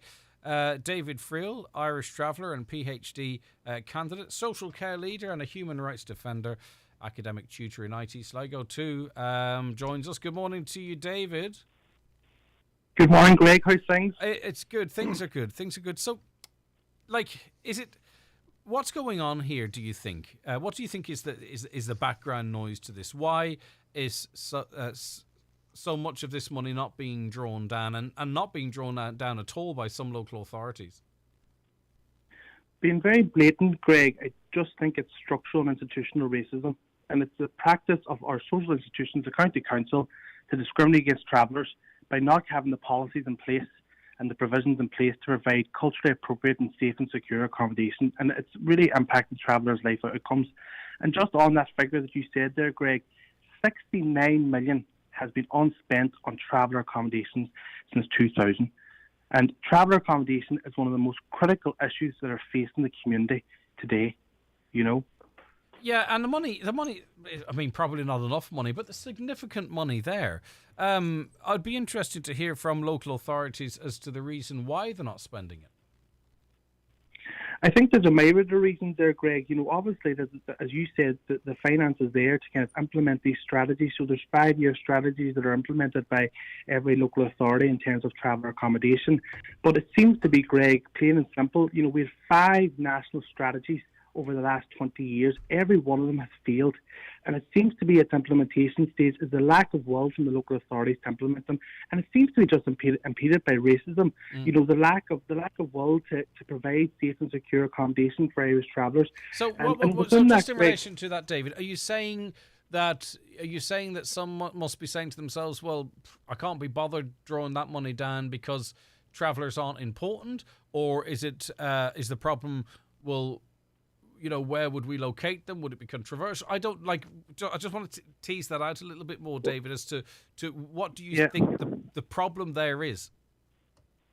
Well, if we look at it, Greg, in terms of the attitude towards Irish travellers in general, in the larger context, and we look at a whole body, a host of research to say that people don't want travellers living near them. And I think local politicians and local councillors are lobbied when there's ever a proposal put in place of travellers coming into the community, or their housing being purchased for travellers, or accommodation being planned. And we've seen that many times, Greg, and, you know, through the years in Donegal especially, we've seen houses purchased for travellers' families that have been subject to arson. You know, so I think it kind of lies within that wider systemic and individual attitude of the Irish population towards travellers, where there's just a real kind of negative thought of travellers moving in or going to a locality and being provided accommodation, and we've seen that throughout the country and especially in Donegal.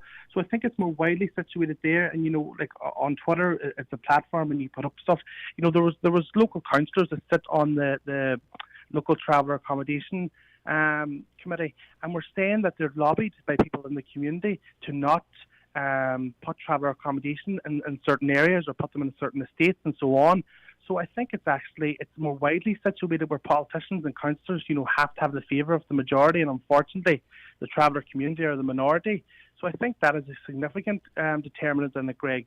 But the effects of that is unbelievable. But also, Greg, there's a huge issue here in terms of, last year in 2020, the local authority says we spent our traveller accommodation drawdown. We draw down all the funding. But when the Council of Europe actually looked at it, the money that was spent last year was put on emergency issues such as COVID-19 and long-standing accommodation issues. So this is multi-dimensional. It wasn't spent to provide new, additional, suitable accommodation. No, Greg, and then we have a severe homeless crisis nationally, but also in Donegal in terms of the traveller community. Travellers only constitute 0.7% of the population, a really small percent of the population, but are 9% of homeless figures. Now, them homeless figures, Greg, and anyone's familiar with the definition of homelessness by local authority, is that you have to be in an emergency accommodation to be homeless. But if you look at Tabby Point, just for context as well, too, like this is how big the traveller population is in Ireland. Since February, the Ukrainian population is now bigger in Ireland than the traveller, and I'm only using that as an example to reflect the size of the traveller the population. It is now smaller in size. The Ukrainian population, which represents about 1% of the population now, and the travelling community, the traveller population is 0.7% of the population. And I was in conversation with kind of other traveller activists, Greg, and we were saying, the response in Ireland has been so positive to the Ukrainians. I don't think we've ever seen a response like it in Ireland in terms of the commitment to kind of accommodating the Ukrainians and save them more and stuff. It would be fantastic to see the same commitment to Ireland's only Indigenous minority. Greg, we have been condemned by international covenants and other human rights, the Council of Europe and other human rights and international organisations, Ireland and their ill treatment of travellers. So, we're speaking Irish politics too local then, David? Is that the bottom line? I think, Greg, we need a national traveller accommodation agency which is independent from the local authorities. And in the meantime, Greg, we need a vigorous framework. There's no repercussions, Greg, for an underspend. And local authorities are not held accountable. So if you're not held accountable, you're going to continue on that behavior. Yeah. Do you know what I mean? And in fairness to David, there is an underspend generally in housing as well. It's not specific to the provision of traveller accommodation. What is the population? You talked of the current population of the traveller community. Is it growing? Is it static? Is it falling? Well, Greg, the population of the Irish traveller community, a lot of organisations would say it's underrepresented because it comes from CSO. So if you go to the local organisations like Donegal Travellers Project, their kind of grassroots level analysis or community analysis would say that there's actually more travellers in Ireland than it's what is saying by the CSO. It's probably closer to 2 or 3%, is it? Perhaps, Greg, and I do think in the last couple of years more people are kind of starting to declare. So you think of the CSO when they come around to do their survey. A lot of people will be fearful to put down that they're an Irish traveller and at the fear that the neighbours, because we know the kind of the attitudes of a lot more. But in Donegal, Greg, I have to say, if we looked at the figures there was a breakdown of the figures as well. Donegal has spent a significant amount of the funding. But what I want to say and what I wanted to point out is that in Donegal, the chairperson of the traveller accommodation programme is a traveller. They're setting the agenda, and I think that is significant in comparison to other traveller accommodation programmes and traveller consulting committees across the country. There's not a lot of traveller representation on them, and if there is traveller representation on them, they're overpowered by the majority there who are politicians and so on. So Donegal has in fairness, done quite well in comparison to the rest of the country. And there is some good practice examples in Donegal of things that have been working well, but still, there's a huge accommodation crisis within the traveller community, and there's some sites that are in deplorable conditions. And as you said, Greg, it shouldn't be based on which county you live in either, David. Sorry, go ahead there, you were going to say. Of course, and as you said, Greg, we're in the wider context of a severe housing crisis. And we know that's for the majority population. That is intensified and exacerbated from individuals from minority groups. If we think access to the rental market now at the moment, and I think, Greg, yourself and other people were speaking on the show about, how many rental properties are available and the price of rental properties in Donegal. We know historically and for generations now that travellers have really significant issues in accessing the rental market due to discrimination and so on, and all these multifaceted factors. So all the wider processes at the kind of general population David, are exacerbated. In terms of perception, right? How maybe that's what an area that we need to start focusing on then, right? So what is of the settled community? What is their perception of the traveller community, and how much of that is based in reality? I mean, have we ever done a study or reflected on that? And what can be done to rehabilitate that? Because I think what happens is well, especially when we use the words like racist, David, and I fully understand where you're coming from. I think that gets people's back up, right? And I just wonder if even it's things become even more divisive. I would love to. Because I'm solution focused, David. I would love to. I'd love to sort of say. So, what is the perception? What is the reality? I mean, even if the figure is understated, the traveller population is tiny in the wider scale of things compared to many other minority groups. Albeit, obviously, the traveller being, I can't remember the correct word. So, would there be any value in that? Has that been done? In 2017, Greg, there was a national public attitude survey done towards the traveller community, and it wasn't very positive. And being very blatant with you, 55% said they wouldn't want travellers as community members. 75% said they wouldn't want them as a co-worker. I think it was nearly 80% they wouldn't want to have them a neighbour, and 91% they wouldn't want to have them a part of their family. So but was that based on experience or perception? You see, that's the bit I'm interested in. Do you know what I mean? Why would 3/4 of people not want to work with a traveller? Because the traveller population is so small, you can't tell me that 70% of the population has had a negative experience with a traveller. Do you get where I'm coming from, David? Yeah, of course, because it would be impossible, kind of mathematically, exactly. That's my point. Yeah. But in perception, Greg, as you said, and the media and the politicians and all them power structures have a really instrumental role to play in it. But in terms of racism, Greg, and funny, I just had a conversation with a colleague as well about this, and she says, it kind of get awkward, and I feel like, I'm to blame. There's different forms of racism, and racism is not all about the individual. People always think about, it's perpetuating racism when you're calling someone the N-word or, doing kind of individual action.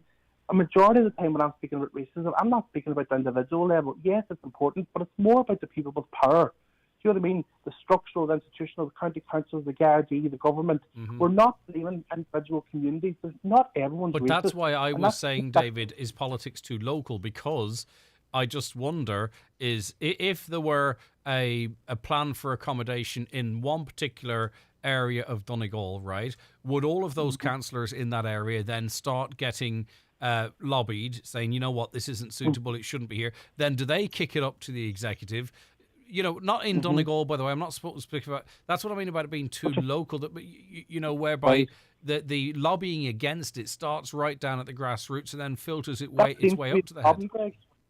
Yeah, that seems to be the problem, and that's why travel organisations, and there's been an extensive report done on the Traveller Expert Review saying if it was a national accommodation agency, Greg, that was independent from local authorities and was independent from like that locality, as you said, it would be more effective, because people aren't being lobbied at the local level and the grassroots level. When you're meeting the councillor and you hear, there's a traveller site going behind me, I don't want it there. And Greg, from personal experience, just talking about perceptions, on every indicator I do quite well and quite privileged in a sense, and I have no problem in saying that. And I'm very fortunate to buy my first home. And when I bought my home, there was a neighbour who lives a couple of doors down and says, there's gypsies moving up there. How are you perceived within the travelling community, David? Are you seen as a sellout, or are you respected, or what's the story? And I don't mean that in any way insulting, by the way. No, of course. I think there's a tremendous divide, Greg. Yeah. You know, once I'm kind of walking that balancing line and I mix with the settled community and the traveller community, for me, it's very, very clear that the divide is massive, and there's a real breakdown in communication in terms of understanding of each other's community. But you're an important bridge, though. That's the thing. You're an important bridge, I think. What I'm hoping, Greg, is, and you know, come on the radio, as you said, it's about being solution focused, and the solution's out there, but it's just the political will to implement them. It's more about consciousness raising about the issues, and I don't want to be coming on and being very negative, but these issues are here in blatant sight, you know, and they're having a real life impact on travellers' lives. And I am very privileged, and I hope that my voice empowers those who are silenced and living on the margins of society. You know, we're in Donegal, we're talking about all these different injustices, and it just seems to be that travellers are unforgotten about. And as I said, you know, Greg, we've seen there's a case example there with the Ukrainians in terms of the treatment they have and the provisions that they had. I would like to see a re-innovation of the commitment to travellers' rights as much as the Ukrainians' rights. Because at the moment, Greg, I'm extremely frustrated. There's no point saying any different at the terms of the treatment of travellers in Donegal and nationwide. You know, these are real individuals' lives, Greg. We're talking about statistics, but there's people behind these statistics that are sleeping in cars, doubled up in caravans, have no running water, have no light, no heat. That is an injustice to very horrendous level of suicide, horrendous level of other issues that are far too overrepresented amongst such a small section of a small group of a section of society. It's not a section of society. Yeah, you know, there's no conversations about these, Greg. The conversation happens and pivots. Now, yourselves are fantastic for bringing on issues, but not every media outlet has the same commitment to having travellers on speaking about these issues. And you know, the same as ways any issues that there was a very debate this morning about signs and the Irish language and so on. It's the same to have that kind of discussion about travellers and their rights. You know, we're Ireland's only Indigenous minority, and we're talking about signs and talking about tourists coming over. When people hear about travellers and the equitable treatment of travellers internationally, Greg, what kind of light does that shine in Ireland? About their human rights breaches. The only way we'll ever get anywhere is through conversation and debate and discussion, and that's what we try and do. This program anyway. Thanks, David, for your time. Thanks very much. Take care of yourself. Goodbye. All right, 08660 25,000. The 9 till noon show in association with the Northwest Truck Fest this Saturday and Sunday at Milford Mart, with live music, family fun, a truck convoy and much more. Tesco Club Card has the power to lower prices on back-to-school dinners like Tesco Fire Pit 6 Jumbo Sausages 600 gram, Tesco Fire Pit Beef Burgers 600 gram and more, now any 3 for €10. Plus Finest Spaghetti Carbonara 400 gram, Finest Chicken Korma 450 gram and more, now any 2 for €10. It can't stop food fights though, nothing's that powerful. Lower the cost of your shop with your Tesco Club Card or app. The power to lower prices. Tesco. Every little helps. Product subject to availability. Excludes Express stores. You'll find all the best toys at Foy's Ballabouffet. Discover great value on all the latest toys, ride-ons, bikes and Baird go-karts, with new deliveries arriving every week. Great offers on best-selling brands like Lego, Fisher-Price and Barbie. With new deliveries every week, you can get all the fun shipped to your door, with free delivery on orders over €75. Shop local and find everything you need at Foy's Ballabouffet, or shop online at toysatfoys.com. Back to school is just around the corner, and at Letterkenny Shopping Centre you'll find all your back to school essentials under one roof. Get everything you need to kit them out for the new school term, from shoes and stationery to backpacks and lunchboxes. Back to school shopping made easy at Letterkenny Shopping Centre. What's your dream job? Lawyer, engineer, criminologist or software developer? Do you want to develop renewable energies, create the next great drama or improve people's health? Anything is possible at Ulster University Magee campus, where you can study in the heart of Derry, Londonderry. Clearing places are now available to help you realise your ambitions. It's time to say hello future. Apply now for September 2022 at ulster.ac.uk. Crawford Tiles Bathroom Suites and Wood Flooring Castlefin. Massive 3-day sale starts this Thursday the 25th. There's 20% off tiles on Thursday, Friday and Saturday only. Other products discounted in store. Remember, 20% off tiles for 3 days only at Crawford Tiles and More Castlefin. Call 914392. The big bucks are back. 20 grand! On Highland Radio. 4 Fridays. 4 winners. Plus 1 lucky jackpot. Oh, that ain't working. €2,500 every Friday. And on the 4th Friday, September 2nd, Someone also wins 10,000 cash money. Go to highlandradio.com and get your €10 ticket. It's a whole new meaning to cash flow. Highland Radio. That's the way you do it. Get your money for nothing. Summer's just got better. If you have a job to do this weekend, did you know that Watson Hire still have their brilliant weekend hire deal available? You can hire any item on Friday, keep it until Monday, and only pay for 1 day. That's 3 days hire on any equipment or machinery for the price of 1. So there's no excuses to get that job done this weekend. Book early to avoid disappointment by calling Watson Hire in Letterkenny on 9167777. Hi, Brendan Gleeson here. Join me in celebrating 30 years of Bewley's Big Coffee Morning Social for Hospice on Thursday the 22nd of September by hosting a coffee morning for your local hospice. To register, please call 0818 995 996 or visit hospicecoffeemorning.ie. Thank you for supporting 30 years of Coffee Morning. Breakfast, lunch, dinner, breakfast, lunch, dinner, breakfast, lunch, dinner. When school's back, it's non-stop. Luckily, there's bags of food savings at Lidl. Get bird's eye chicken burgers reduced from €3.45 to just €2. A bunch of bananas, only 49¢, and a multi-pack of John West tuna, just $4.75. Now, their offer's worth repeating. School days cost less at Lidl. More for you. Enjoy family fun this Sunday at the Northwest Truck Fest at Milford Mart with Truckfest Ted, live music plus prize giving for trucks in various categories, including the Decky Hullion Perpetual Trophy and George Tracy Memorial Trophy. This ad is sponsored by Donegal Tyres. Okay, you're very welcome back. Right, let's go to some of your comments as we head towards the news at 11. And we genuinely have a really busy last hour for you, by the way, so stay tuned for that. Travellers need jobs. They need to be working with money in their pockets, and then a lot of their social problems will fall into place. Unfortunately, most travellers rule work out for themselves for one reason or another. Again, how much of that is perception and how much is that reality? That's the question I'm asking.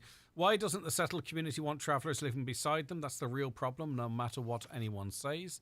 Another, tell David to open his eyes and cop on. It's not just travellers who can't get housing, it's everybody. 52 million since 2000, that's nothing. How many billions haven't been spent on housing in general? Absolutely shocking, I did mention that. Get the property hiding government out. Too many secrets coming out from the highest levels, not to mention information sharing by Leo. Something smells really bad.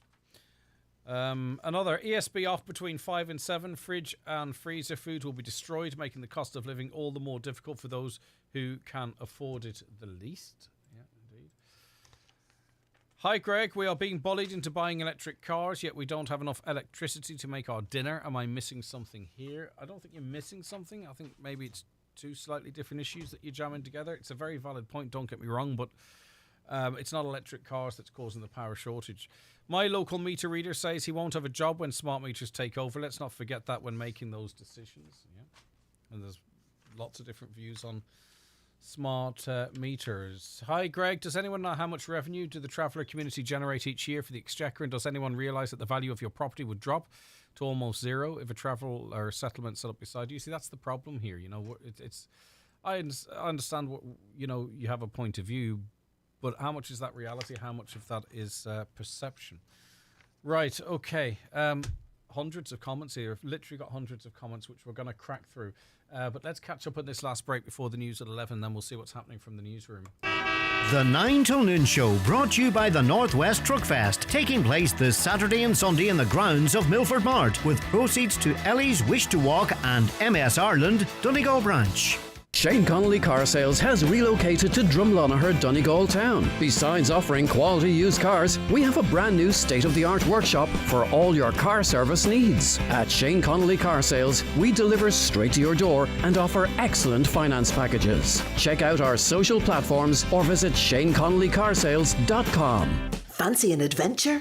Pack up the car and enjoy a day out with the National Trust in Fermanagh.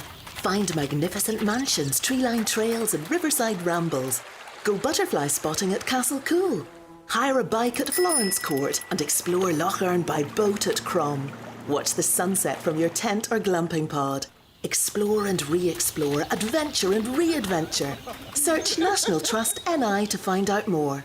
National Trust. For everyone, forever. Mr. Blue Sky, please tell us why. The Lotto jackpot is an estimated €4 million. Play responsibly, in-store, in-app or at lottery.ie. The National Lottery. It could be you. I've great news for everyone who's looking for a good night's sleep. Restex Beds are looking forward to welcoming you to their brand new showroom at Mountaintop, Letterkenny. It's one of the biggest and best bed and mattress showrooms in the Northwest and has fantastic opening offers now in store. Restex is the most trusted name in beds and mattresses in the Northwest. Why don't you call in and get the bed of your dreams at Restex Beds, Mountaintop, Letterkenny. With selected models readily available, it's time to treat yourself to a brand new car. Our Kia lineup is unbeatable in their class. Call today or visit us in Letterkenny or Malin, or visit imotors.ie. Do you currently have vacancies that need urgently filled? Have you tried various ways to find new staff but didn't succeed? Let Highland Radio help you source and fill your current vacancies in the most cost-effective way. Simply sign up to our new job spot and we will tell our listeners about your vacancies both on air and online. Every Monday, Wednesday and Friday during our primetime shows, we will broadcast the latest job opportunities across the Northwest and into counties Derry and Tyrone. All job listings will be available online at highlandradio.com. For more information, contact the advertising team on 07491 25322 or email advertising@highlandradio.com. Highland Radio, we're here for you.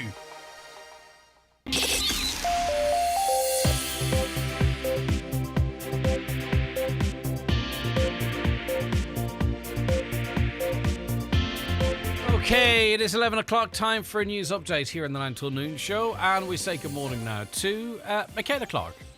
Thanks, Greg. Good morning. The Cahirlock of the Glenties Municipal District says he is shocked and dismayed that the vandalising of signposts in Donegal is not being supported by a fellow councillor. It's being supported by a fellow councillor. On Monday, it emerged that English place names on road signs had been spray painted over, leaving only the Irish visible.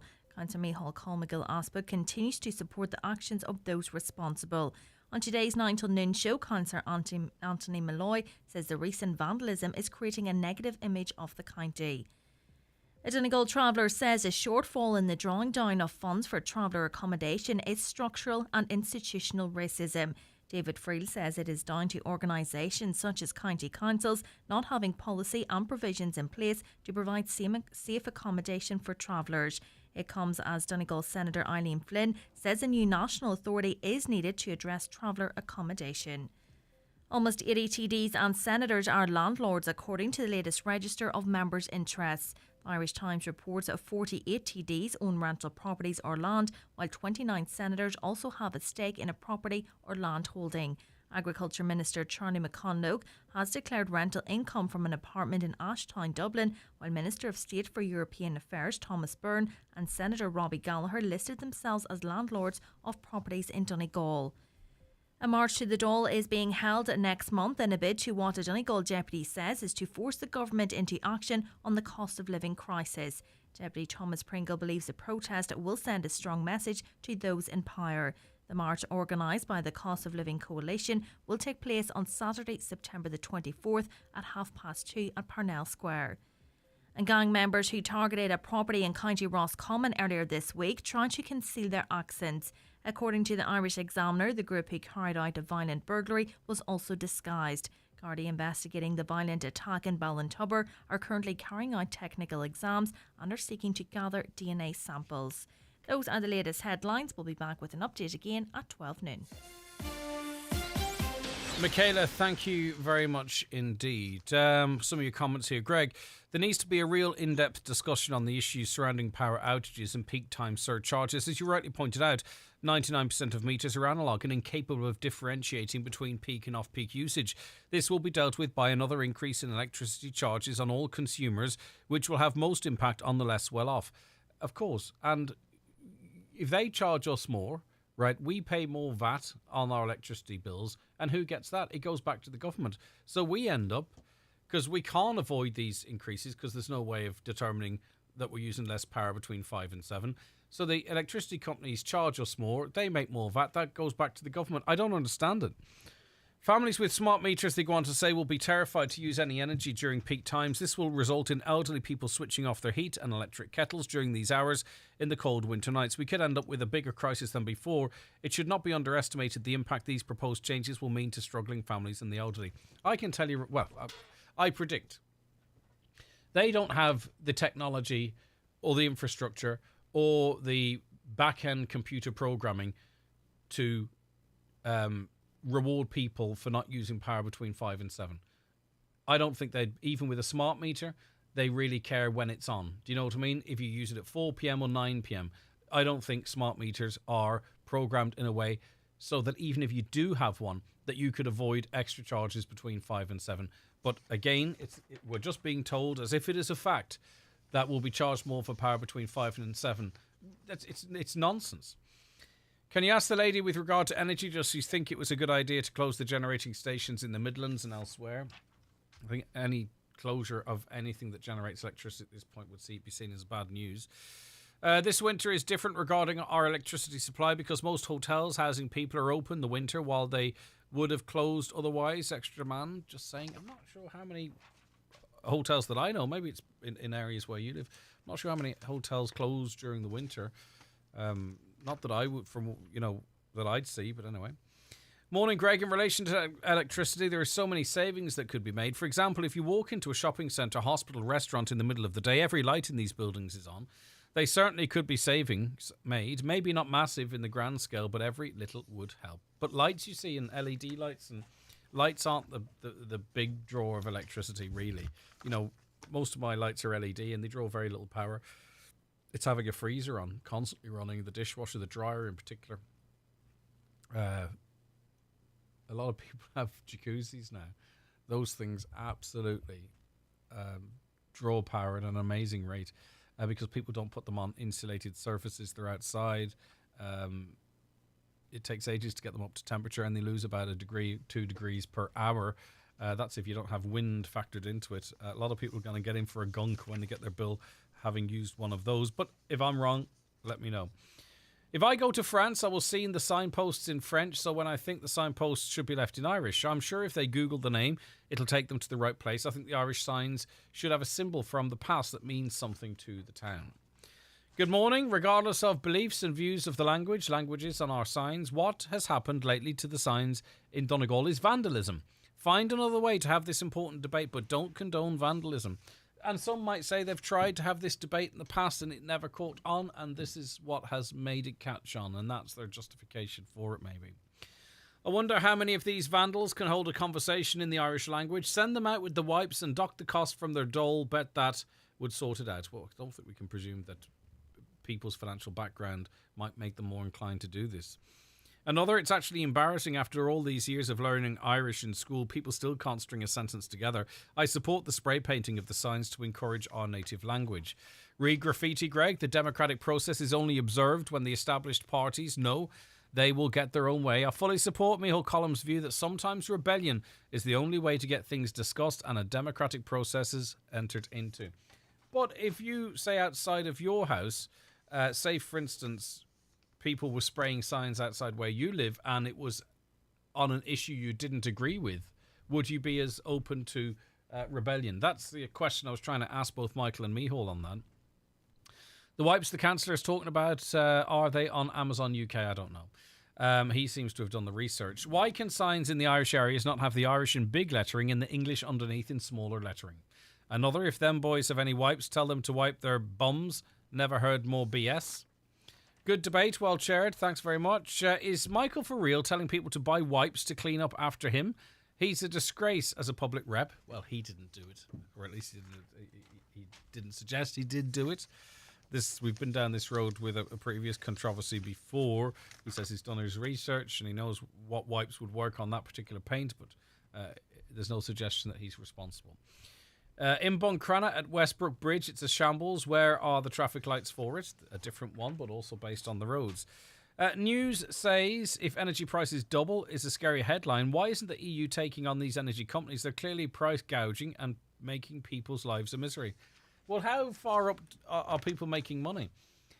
the oil companies, the energy companies are a law unto themselves. No one wants to take them on, seemingly. In fairness to the British government, they seem to have... they're levying profit tax. I can't remember the terminology. But we can only really... We can't levy BP here, a profits tax. We can maybe electricity providers, the companies themselves, but how much would that generate? We can't apply levies because they don't pay tax in this country to the likes of BT, Shell, and so on and so forth.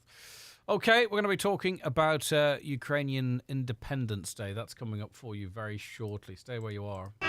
The 9 till noon show, brought to you by the Northwest Truck Fest, taking place this Saturday and Sunday in the grounds of Milford Mart, with proceeds to Ellie's Wish to Walk and MS Ireland Donegal branch. If you want to get the most out of your running or walking, join Ronan Fahy, ASIC's brand trainer at Brian McCormick's in Letterkenny, for the most up-to-date advice on the new ASIC's range. You can even take a pair for a trial run on a social 5K, led by former Olympian Kerry O'Flaherty, with refreshments afterwards in store. And there's a chance to win a pair of ASICs. That's Wednesday the 24th from 6 at Brian McCormick's Sports and Leisure, Letterkenny. Check Facebook or Instagram for details. Years ago, I used to dread my motor insurance renewal. Then a friend told me about O'Malley Scanlon Insurance in Ballybofey and Dunlow. They do all the hard work. They contact all the major insurance underwriters and they get the very best possible quote for me. They have saved me a small fortune over the years, and they could do the same for you. When your insurance comes up for renewal, contact O'Malley Scanlon Insurance at their Ballybofey office on 9131020 or their Dunlow office on 952206. O'Malley Scanlon is regulated by the Central Bank. Oakfest 2022 returns this September the 10th and 11th at Oakfield Park, Rufo. The 2-day family-friendly music event runs across 2 full days with loads of amazing acts, headlined by Ryan Sheridan on Saturday and the Undertones on Sunday. Tickets are only €30 for the entire weekend, with limited tickets remaining. Get yours today at oakfieldpark.com/Oakfest or ticketmaster.ie. An exciting weekend not to be missed. Oakfest 22 at Oakfield Park. This week at Super Value, we've got amazing offers to help you save, like Super Value Fresh Irish Lamb Leg, half price. Excellent Saint-Chinion wine, better than half price. And don't forget, with Super Value's unbeatable own brand range, along with money off vouchers every week, Super Value makes saving money as easy as 1, 2, 3, go! Enjoy alcohol responsibly. Enjoy family fun this Sunday at the Northwest Truck Fest at Milford Mart, with Truckfest Ted, live music plus prize giving for trucks in various categories, including the Decky Hullion Perpetual Trophy and George Tracy Memorial Trophy. This ad is sponsored by Donegal Tyres.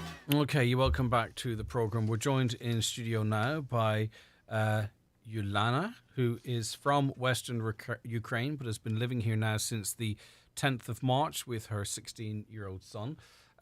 Thank you very much for joining us again. It's nice to see you again. How are you keeping, Yulana? Hello, everything okay? With the help of Irish people, with the help of Donegal, we feel ourselves really good as it is possible in such situation. Thank you very much. Yeah, it's very difficult, of course. You had to flee Ukraine on the 24th of February. Tell us your journey to Ireland briefly. We didn't think, to come to Ireland when the war began. We didn't think to run away before the 24th of February. There was no reason for us to think that the war could begin. I'm sorry. No, because also at that time, the Ukrainian government were trying to play down the fears of a invasion. They thought the international community might have been elevating it, but as it turned out, at that time in February of this year, you didn't believe a full scale Russian invasion was about to happen. We didn't believe till the morning of the 24th of February, because everyone was woken up with the words "Get up!" The war began, and it really began. Maybe not in all towns, but half of Ukraine was under the bombing attack, and it was really awful to read the news, because each 10 minutes there appeared a new article about destroyings, about murdered people, about captured people and occupied towns. We are not used to the sounds of sirens, so it was also very. The sound was very awful. Let's not forget too, Russia had the intention to sweep through Ukraine. They believed at that time this would be a very quick operation, that Kyiv would fall very, very quickly. So they were prepared to go into the towns and villages, particularly in the west in the early days, and wreak havoc. And they did, killing thousands of innocent civilians in the first number of days and weeks and since. Yes, during the first weeks, there were murdered many people, and they were not only men or women, there were children. And I don't believe that in the 21st century such thing could happen.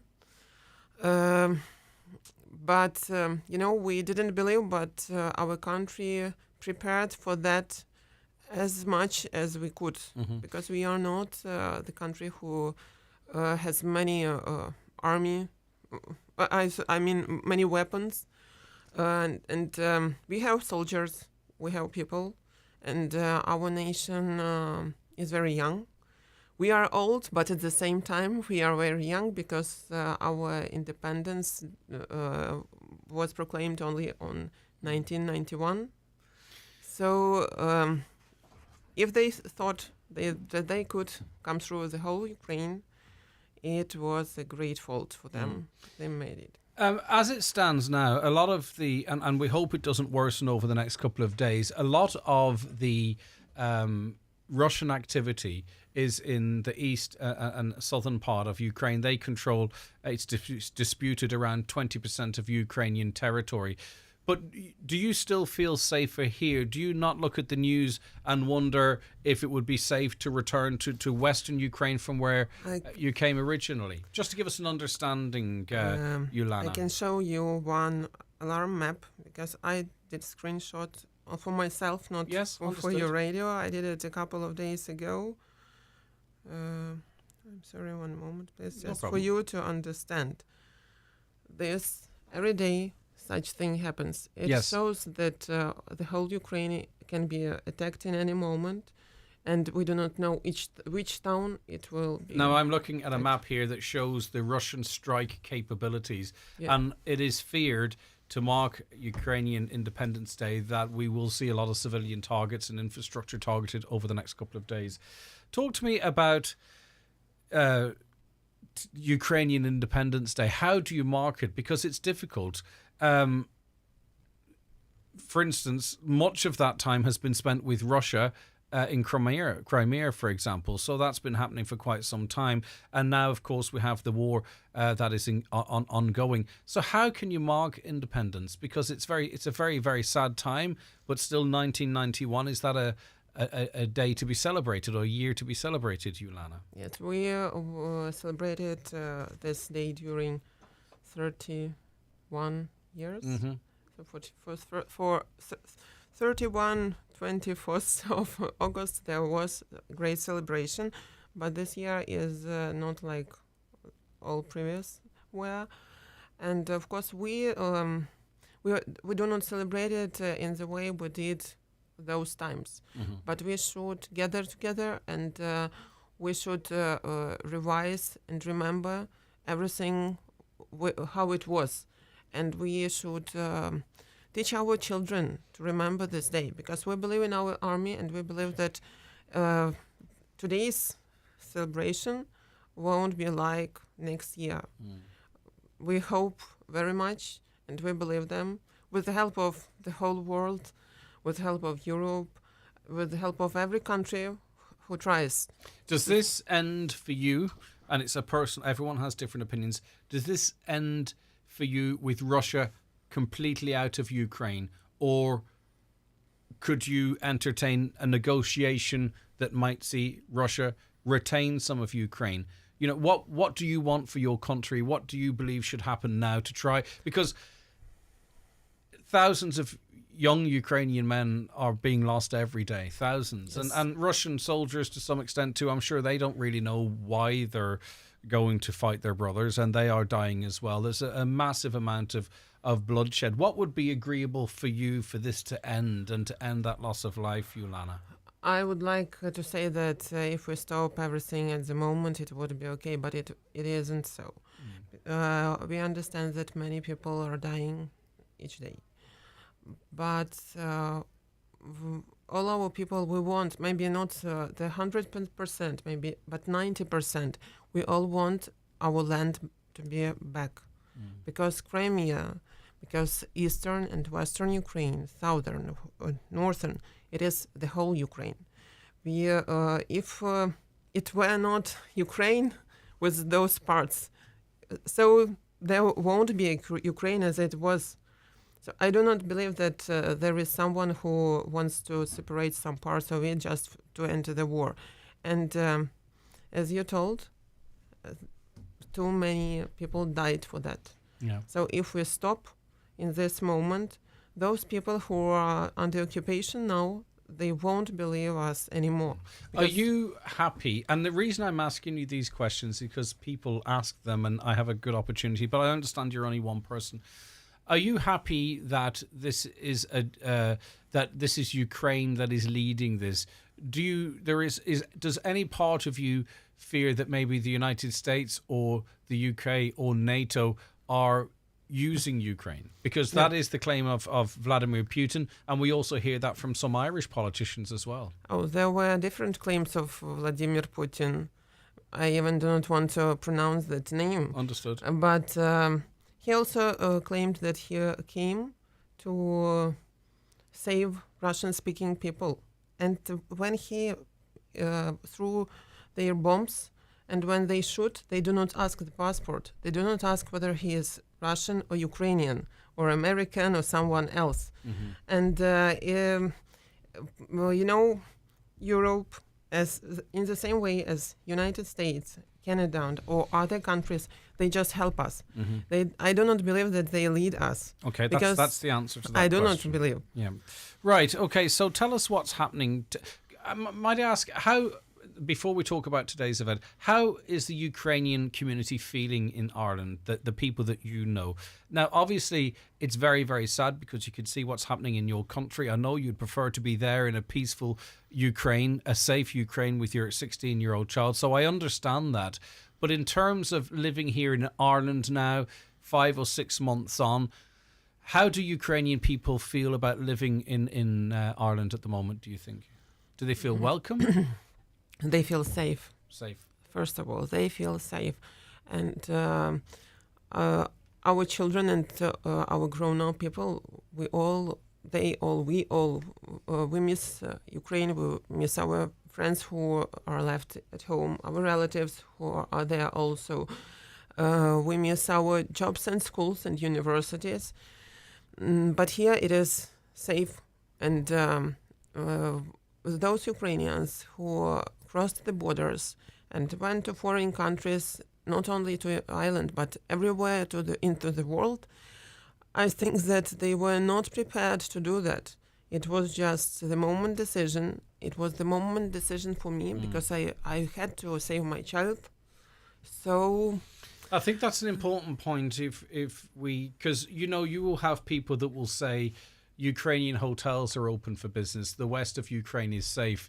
Why have people fled? But if you showed a map there of where Russia can strike and may well strike over the next couple of days, unfortunately, we will do everything to protect our children, won't we? Yes. Okay. So tell us what's happening at 6 p.m. at the Market Square on the main street of Letterkenny today. There will be a little speech. We will try to tell our Ukrainians, to remind them what the date is today and what not to forget. I also want to say that we will say the words of thanks to Donegal, to Ireland, to Irish people for their help and support, because they help and support not only Ukrainians, they help other nations who are in the same or other but bad situations, who came here to find some shelter, not only because of war. There are different problems in the world, and Irish people, as I know, they try to help everyone. Your nation is very kind. If there wasn't a war in Ukraine, you could come to our country. Where we also greet everyone who comes and try to help and suffer. That is why you are so close to us. And then there will be some refreshments. We do it just for our children, because we cannot show them only black colors. They should remember something bright, and those who are too young, they can not understand the whole situation. Very difficult. Some of them think that there is something like holiday, because we cannot explain them the whole situation. Mm-hmm. It is very difficult for them. And then if you come, if someone wants to come, we would like as many people come there. I'm not sure about Ukrainian beetroot soup. I should perhaps try it once, should I? Is it nice? You should try Okay. it. Yes, it is very nice. And it is now our national treasure. Yes, but it is really nice. And the recipe is very different in every family. Yes. Not every Understood, region, but every family. And it is also, but it is always nice. And also, people who would like to come, they could listen to our Ukrainian music. Mm-hmm. We will not dance or sing, but as I told, our children can be in silence, because it is like on the funeral. But as you say too, as difficult it is, there has to be light, because there's so much shade, and especially for our young people, we have to protect them as much as we can. It's very difficult, isn't it? It really is. I speak about the youngest, Yeah. because they ask many questions. Those who are a little bit older, they understand, because they read the same articles. They know about that. How are you now in terms of accommodation? Do you have secure accommodation for the time being? For this time, yes, it is secure and it is very nice. We are. Are you in a house or a hotel? No, we are in the hotel. Still in the hotel. Still in the hotel, yes. But there is problem because it is difficult to find a job where you are good at, just not to quit it in a month or in a week, because it is not very good. It's a very good situation when people say that, that person came, but he or she is not able to do that work.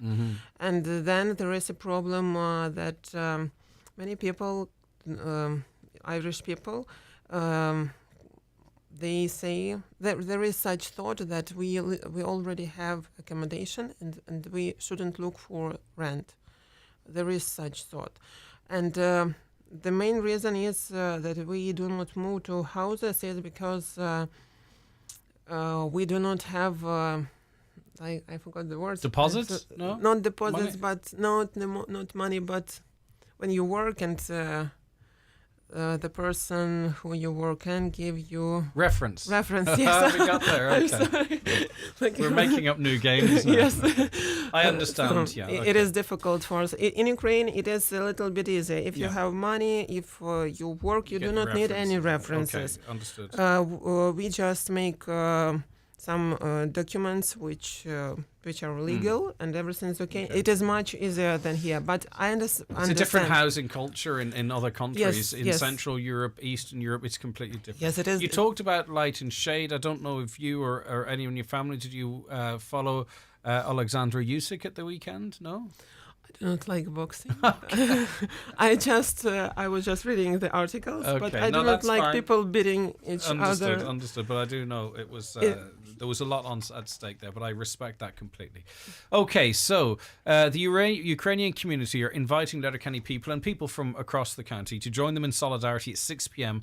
at the Market Square on Main Street, Letterkenny, to hear some words from reps of their community and to stand in solidarity with them. After the vigil, there will be refreshments, including a traditional Ukrainian beetroot soup, which varies from house to house, by the way, so you'll be getting the nice version. And it'll be served in the hall of the Letterkenny Presbyterian Church on Main Street near the post office. Thanks for your time today. Thank you very much.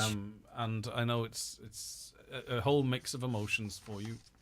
Yes, it is. Between sadness, want, longing, security then, and happiness and a roof. It's very difficult, but we appreciate your time today. Thank you very much. Okay, take care. Thank and you. We'll see you soon. Thank you. Okay, we'll be back with more on the programme after we take this break. Stay where you are. It's the Northwest Truck Fest at Milford Mart this Saturday and Sunday, with trucks from all over Ireland. Also bric-a-brac and home baking stalls, plus live music. Proceeds to Ellie's Wish to Walk and MS Ireland Donegal branch. This ad is sponsored by Donegal Oil. Listen very carefully. Did you hear that? There it goes again. And again. You can now apply for the household benefits package online. It's there to help you with the cost of electricity or gas, and you can even get a free TV licence. Over 70s automatically qualify, and others may also be eligible subject to qualifying conditions. To find out more, visit gov.ie/household package. The quickest and easiest way to apply is online at www.mywelfare.ie. One package per household. Brought to you by the Department of Social Protection. New this week in Home Store and More. All clothes hangers are all half price. And remember, all our office chairs and desks are also still all half price. Do you want to upgrade your home office? Get a more comfortable office chair and a modern space-saving desk? Or do your kids start in college and need their room kitted out? We have a wide range of half-price office chairs and desks to choose from. But hurry, because when all our half-price office chairs and desks are gone, they're gone. Shop in-store or online. Home Store and More. A happy home.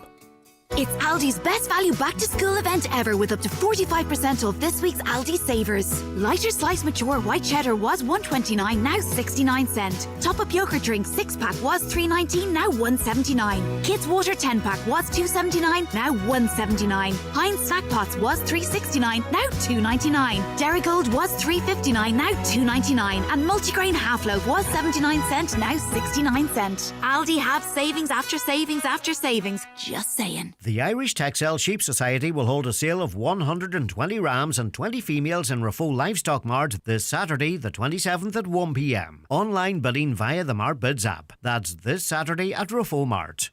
Looking for a course to study in September? Discover CAFRE, the College of Agriculture, Food and Rural Enterprise, Northern Ireland's specialist agri-food and land-based college. Study agriculture, food, horticulture, equine, floristry, veterinary nursing and land-based engineering. With 3 campuses at Greenmount in Antrim, Loughery in Cookstown and Enniskillen. We've a range of courses available from level 2 through to master's degree. Visit cafre.ac.uk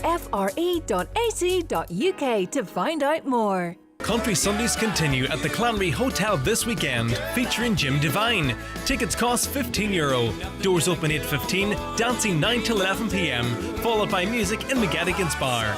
Call reception for overnight package deals. Country Sundays at the Clanry Hotel with Jim Devine this Sunday.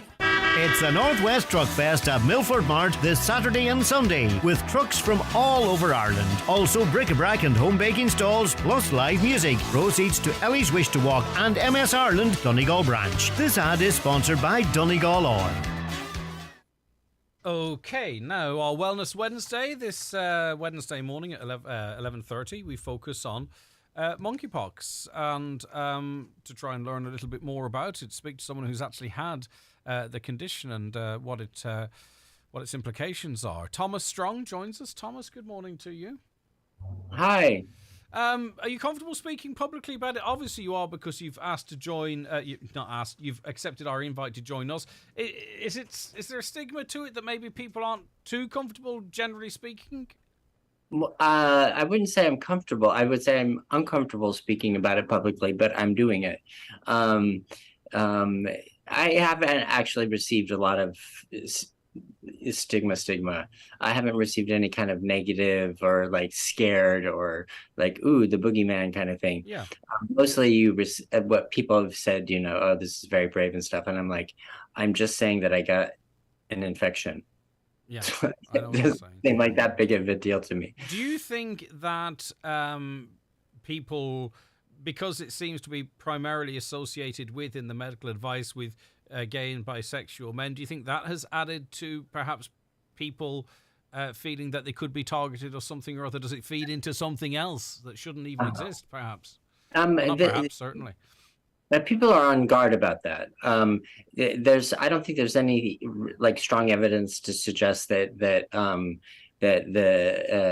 gay and bisexual male community is somehow being targeted and being demonized or anything yet. But we know that there's a history of that, and so we're on guard about it, with good reason. Yeah, and the reason why I did happen upon a post, and I wish it hadn't, whereby there was a story about 2 children getting monkeypox in a creche or something, and you can just imagine the comments that followed there, and I just hope we can move away from that kind of nonsense.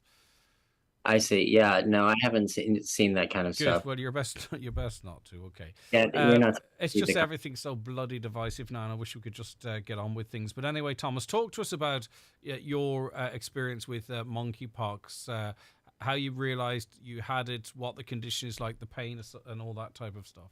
So it was the official guidance regarding monkeypox is that it's a mild self-limiting illness and it ends in 2 to 4 weeks. And the mild part is what troubled me almost immediately, because as soon as I noticed lesions, they started appearing more and more, and they were painful. They were actually intensely painful. I had a bunch on my head. And so like my brains were exploding out of my skull or something. That they really, really hurt. In this particular outbreak, a lot of people are getting symptoms in the genitals or in the anal rectal area. And that in particular, it is extraordinarily painful, as they've described. And so it has a kind of severity to it. About 10% of people have been hospitalized. That's largely due to pain management, but everyone's surviving. And so it's a question of striking a balance. So I noticed these lesions. I thought they were simply pimples, and then they started appearing more and more in weirder and weirder places. And I got on the phone with a friend, and I sent him a snapshot of it, and he said, "Dude, monkeypox." And I said, "Oh, you're definitely right about that. This is definitely that. That has to be what this is, you know." And the next day I called my clinic at St. Vincent's, where I received care, and they tested me, and I was diagnosed within 48 hours. In terms of pain relief and treatment, are they able to offer you anything? They gave me a high-powered ibuprofen type drug that didn't do very much, and then when I said, this is killing me, they gave me OxyContin, legendary OxyContin, and that actually worked really well. For the 4 days or whatever that I took it, and I'm very thankful for that, and I managed to stay home because of it. If I had gone to the hospital, I would have been trapped in the hospital for 30 days in a biohazard unit, where everybody who visits you is behind this. Yeah, for sure. Yeah, people would be familiar with that, obviously, with our reaction to COVID. How do you know how long after you may have contracted? Maybe it's impossible to determine when. How soon after that you started to develop symptoms, and then how long did the symptoms last for? How long did it take before you started feeling okay? I actually never got sick. Yeah. Like I never felt a fever. I never felt like a cough or anything. I just didn't feel sick. All I had were these marks on my skin. I just had the blisters. I don't know when I got it. I hypothesized that I could have crossed paths with the virus in Gay Pride Dublin, when Gay Pride was in Dublin, but I don't know for sure. It happens that I was traveling from Slovenia back for work back to Ireland through Venice during the Biennale, and there were lots of sweaty bodies jammed together on those little old bridges, so maybe that's actually to blame. Anyway, I really don't know. I bet. So I didn't have any symptoms other than these blisters. They kept being new for about, I'd say, 10 days. Like the new ones would appear, and then they sort of settled, and then they scabbed over, and went, healed. Yeah, I think it depends on how your character, I suppose. But it's tough to deal with that, isn't it? You think you're getting better, then it flares up again. And your movements are restricted. It would wear some people down. Yeah, well, it would. It would. The thing is that, like, I personally have not actually exited COVID lockdown mentality. So, like, I don't remember how to have a social life, and being stuck someplace feels like the normal condition. So being stuck in my room didn't seem that unusual. Yeah. I don't know. It's weird. I know what you mean, though. We've been somewhat conditioned. Yeah, basically. It sucked. It was sad. Everybody was having summer, and I was looking at them out my window and that kind of thing. I'll put it this way. I mean, it was a few days of very intense pain related to these lesions, and then after that, it was just a waiting game of dealing with isolation. Apparently, around about 110, 115 people in Ireland confirmed as having contracted the virus. Do you think that's do you think there's an underreporting there? Do you think maybe not everyone's coming forward, or? I have no basis for knowing. I would know. My gut would tell me that people are very loath to report this kind of thing. That's what I was thinking. Yeah. So it seems like the number could be smaller than it really is. But I think it's encouraging, actually. My sense is that Ireland, because of these numbers and because of the nature of the country and so on, actually might be able to control this in a way that other countries can't. Yeah. And there are really, really fascinating, interesting things about this virus. Everybody thinks that they're worried about human to human transmission. The thing to worry about is human to rodent transmission.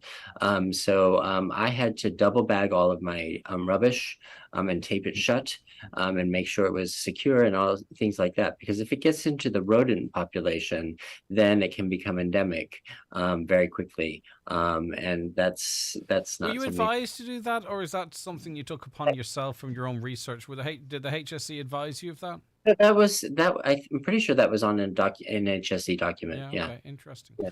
Okay, and then your choice to speak out. You say it's not your first choice, but you have chosen to do so. What do you hope to achieve from conversations like this, Thomas? I literally don't know. I mean, hopefully just that it's like, honestly, be concerned about it.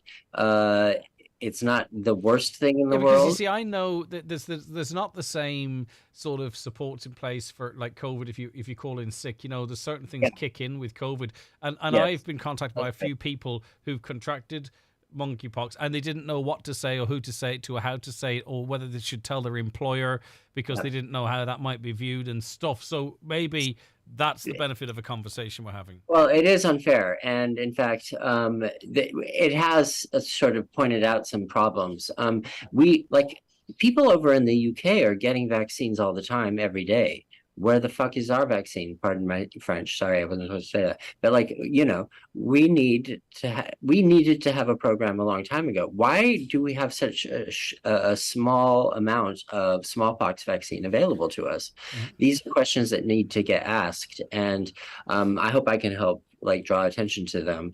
And the government claim that it's due to sort of international shortages and all that type of stuff. But as you say, other countries seem to be able to find them, and I think there's some talk that they might be able to split the doses but we'll see. But as you say, they need to get a move on because there's a window of opportunity here to contain it, as you quite rightly point out, given the way Ireland is and the size of the island, and we should be fit to do that. Listen, Thomas, thanks for your time this morning. It's been lovely talking to you, except for your F word, but we'll just let you away with that one. I apologize. Each interview gets one swear word, and you've used I do have a PhD, in fact. Anyways, take care. Bye-bye. Take care of yourself. That's Thomas Strong there. The 9 till noon show brought to you by the Northwest Truckfest, taking place this Saturday and Sunday in the grounds of Milford Mart, with proceeds to Ellie's Wish to Walk and MS Ireland Donegal branch. For great food in the heart of Letterkenny's Cathedral Quarter, step into Dillon's Hotel. Using only the best local produce, Dillon's serve an extensive menu every day from 12. Perfect for a quick bite, a relaxed lunch, or a leisurely dinner. Try the renowned 4-course Sunday lunch with full table service. Or if you work in town, why not pre-order and have your lunch waiting? Great food and service, 7 days a week at Dillon's Hotel Letterkenny, with live music every Friday and Saturday night. Visit dillons-hotel.ie. SMEs all over Ireland. You're just fab. That's not it. You're the bee's knees. I've got it. You're the business. Because many of you are now using digital to take your business to the next level. Whether you'd like to get online, grow online, or go global, check out, wait for it, You're the Business, the new digital training programme for Irish SMEs. Visit g.co/You're the Business. Brought to you by Google in partnership with Enterprise Ireland and your local Enterprise office. Nailed it. It's the final chance to save at Homeland with our summer garden clearance. Razier table fire pit, only €149. Save €50. Omega 200 gas barbecue, €179. Save €50. And there's Madrid patio planters, buy one, get one free. Shop our full range of offers in store and online at homeland.ie while stocks last.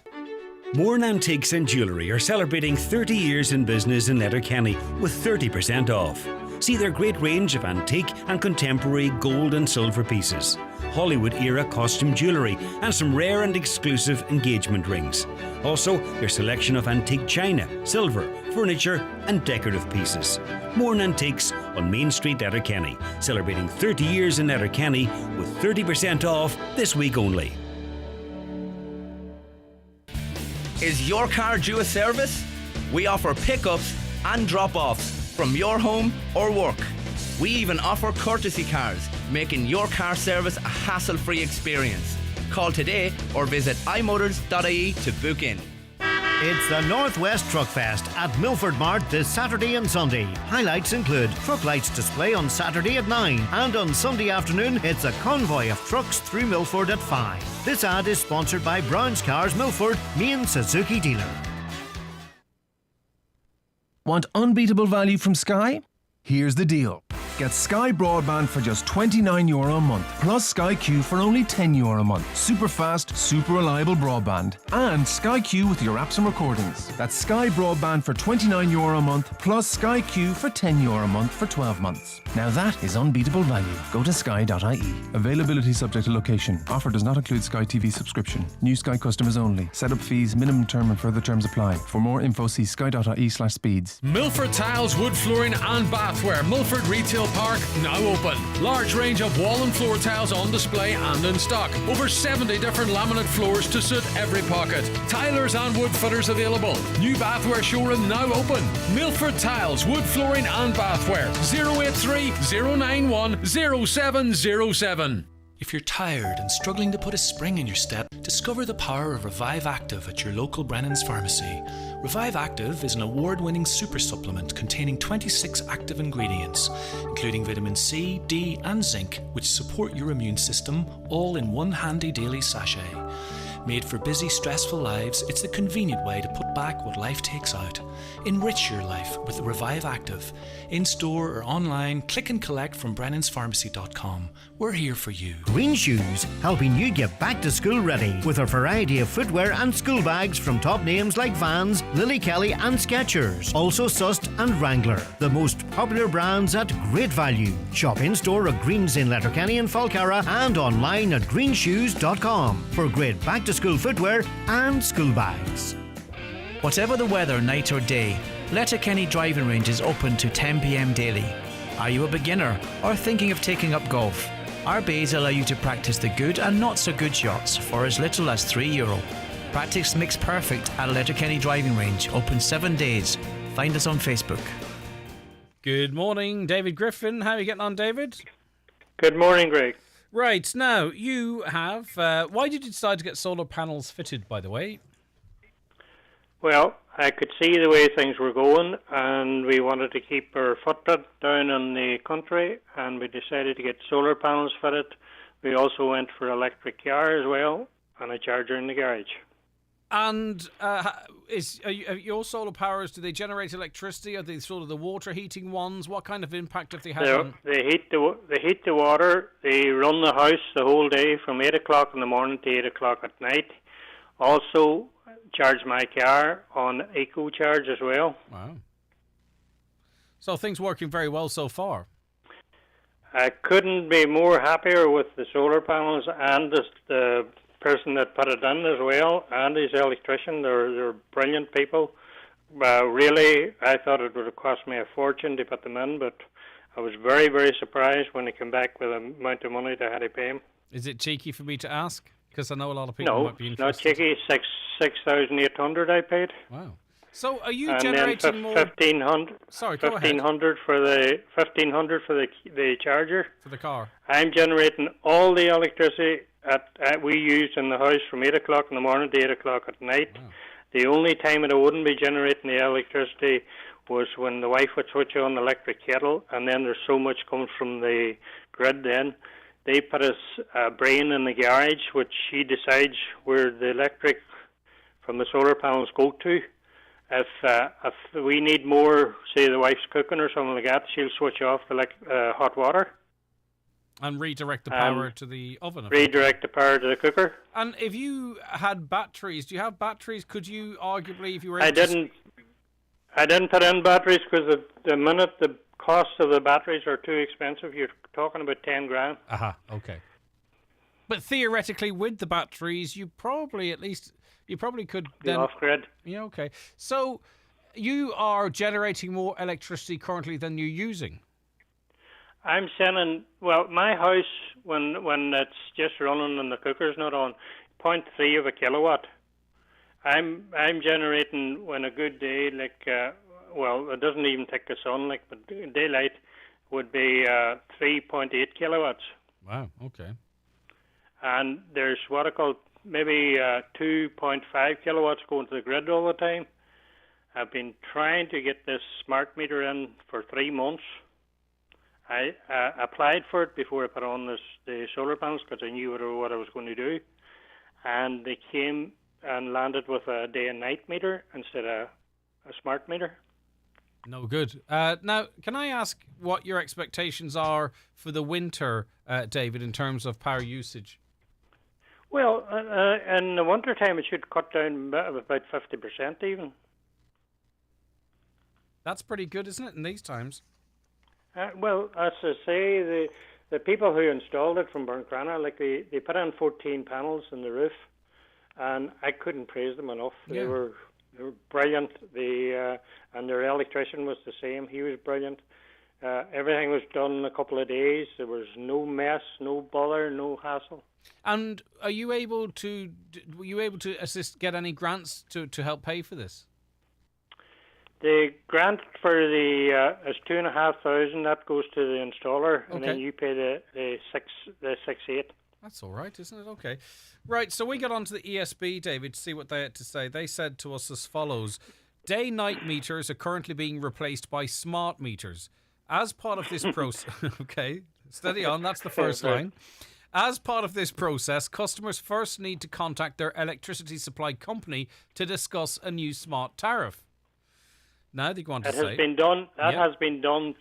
My supplier, who is Electric Ireland, they contacted the ESB 4 times to get a smart meter, or 5 times to get a smart meter on the year. Yeah, well, this I'm afraid you're well ahead of this response then from the ESB, because they go on to say each supplier has different options, and once a new tariff has been agreed, the supplier will then instruct ESB networks to install a smart meter. You say they've already done that? 4 times.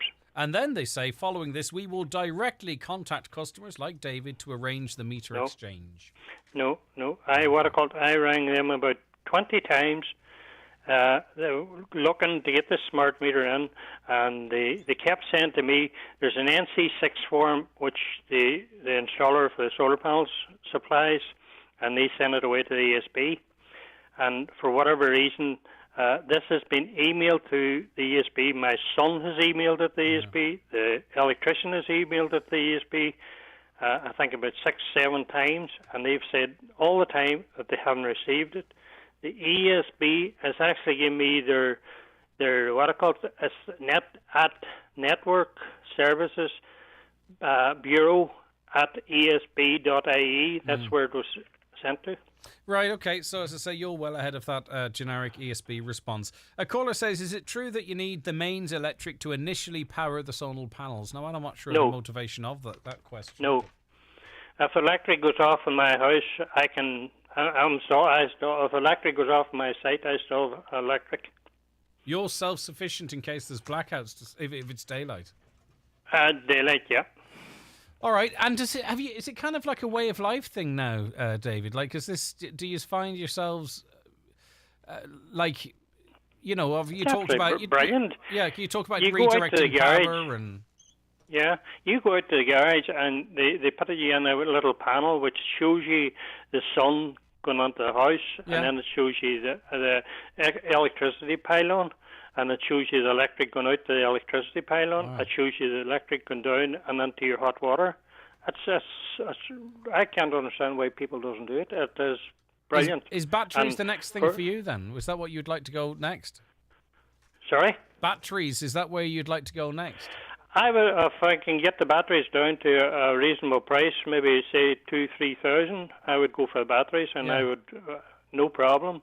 Like my house, I look at me. I can go out and look, or it's on your iPad, by the way. They put a thing on your iPad as well. You can sit and look at it in your iPad. When my house is running at night, it's running on 0.3 of a unit. With the solar panels off, it's like that's all it takes to drive the house all day. If you had the solar panels, 0.3 of a unit, right? Unless you switch on cookers and electric kettles and stuff like that, or washing machines. Yeah, and no matter what I switch on. Have you had many bills since the solar panels were installed? Like many electricity bills? No, I'm just waiting on my first one. Oh, you'll have to call me back when you get that one. Yep. That will be interesting. That will be interesting, yeah. Because there's a few people have fallen off their chairs getting the most recent electricity bills. Yeah. Well, I actually talked to Electric Ireland there, and I would be at night. They give me a night and day tariff at the moment, but if I had the smart meter in, because I'm out of contract with them, I can deal with them with what they're going to give me for the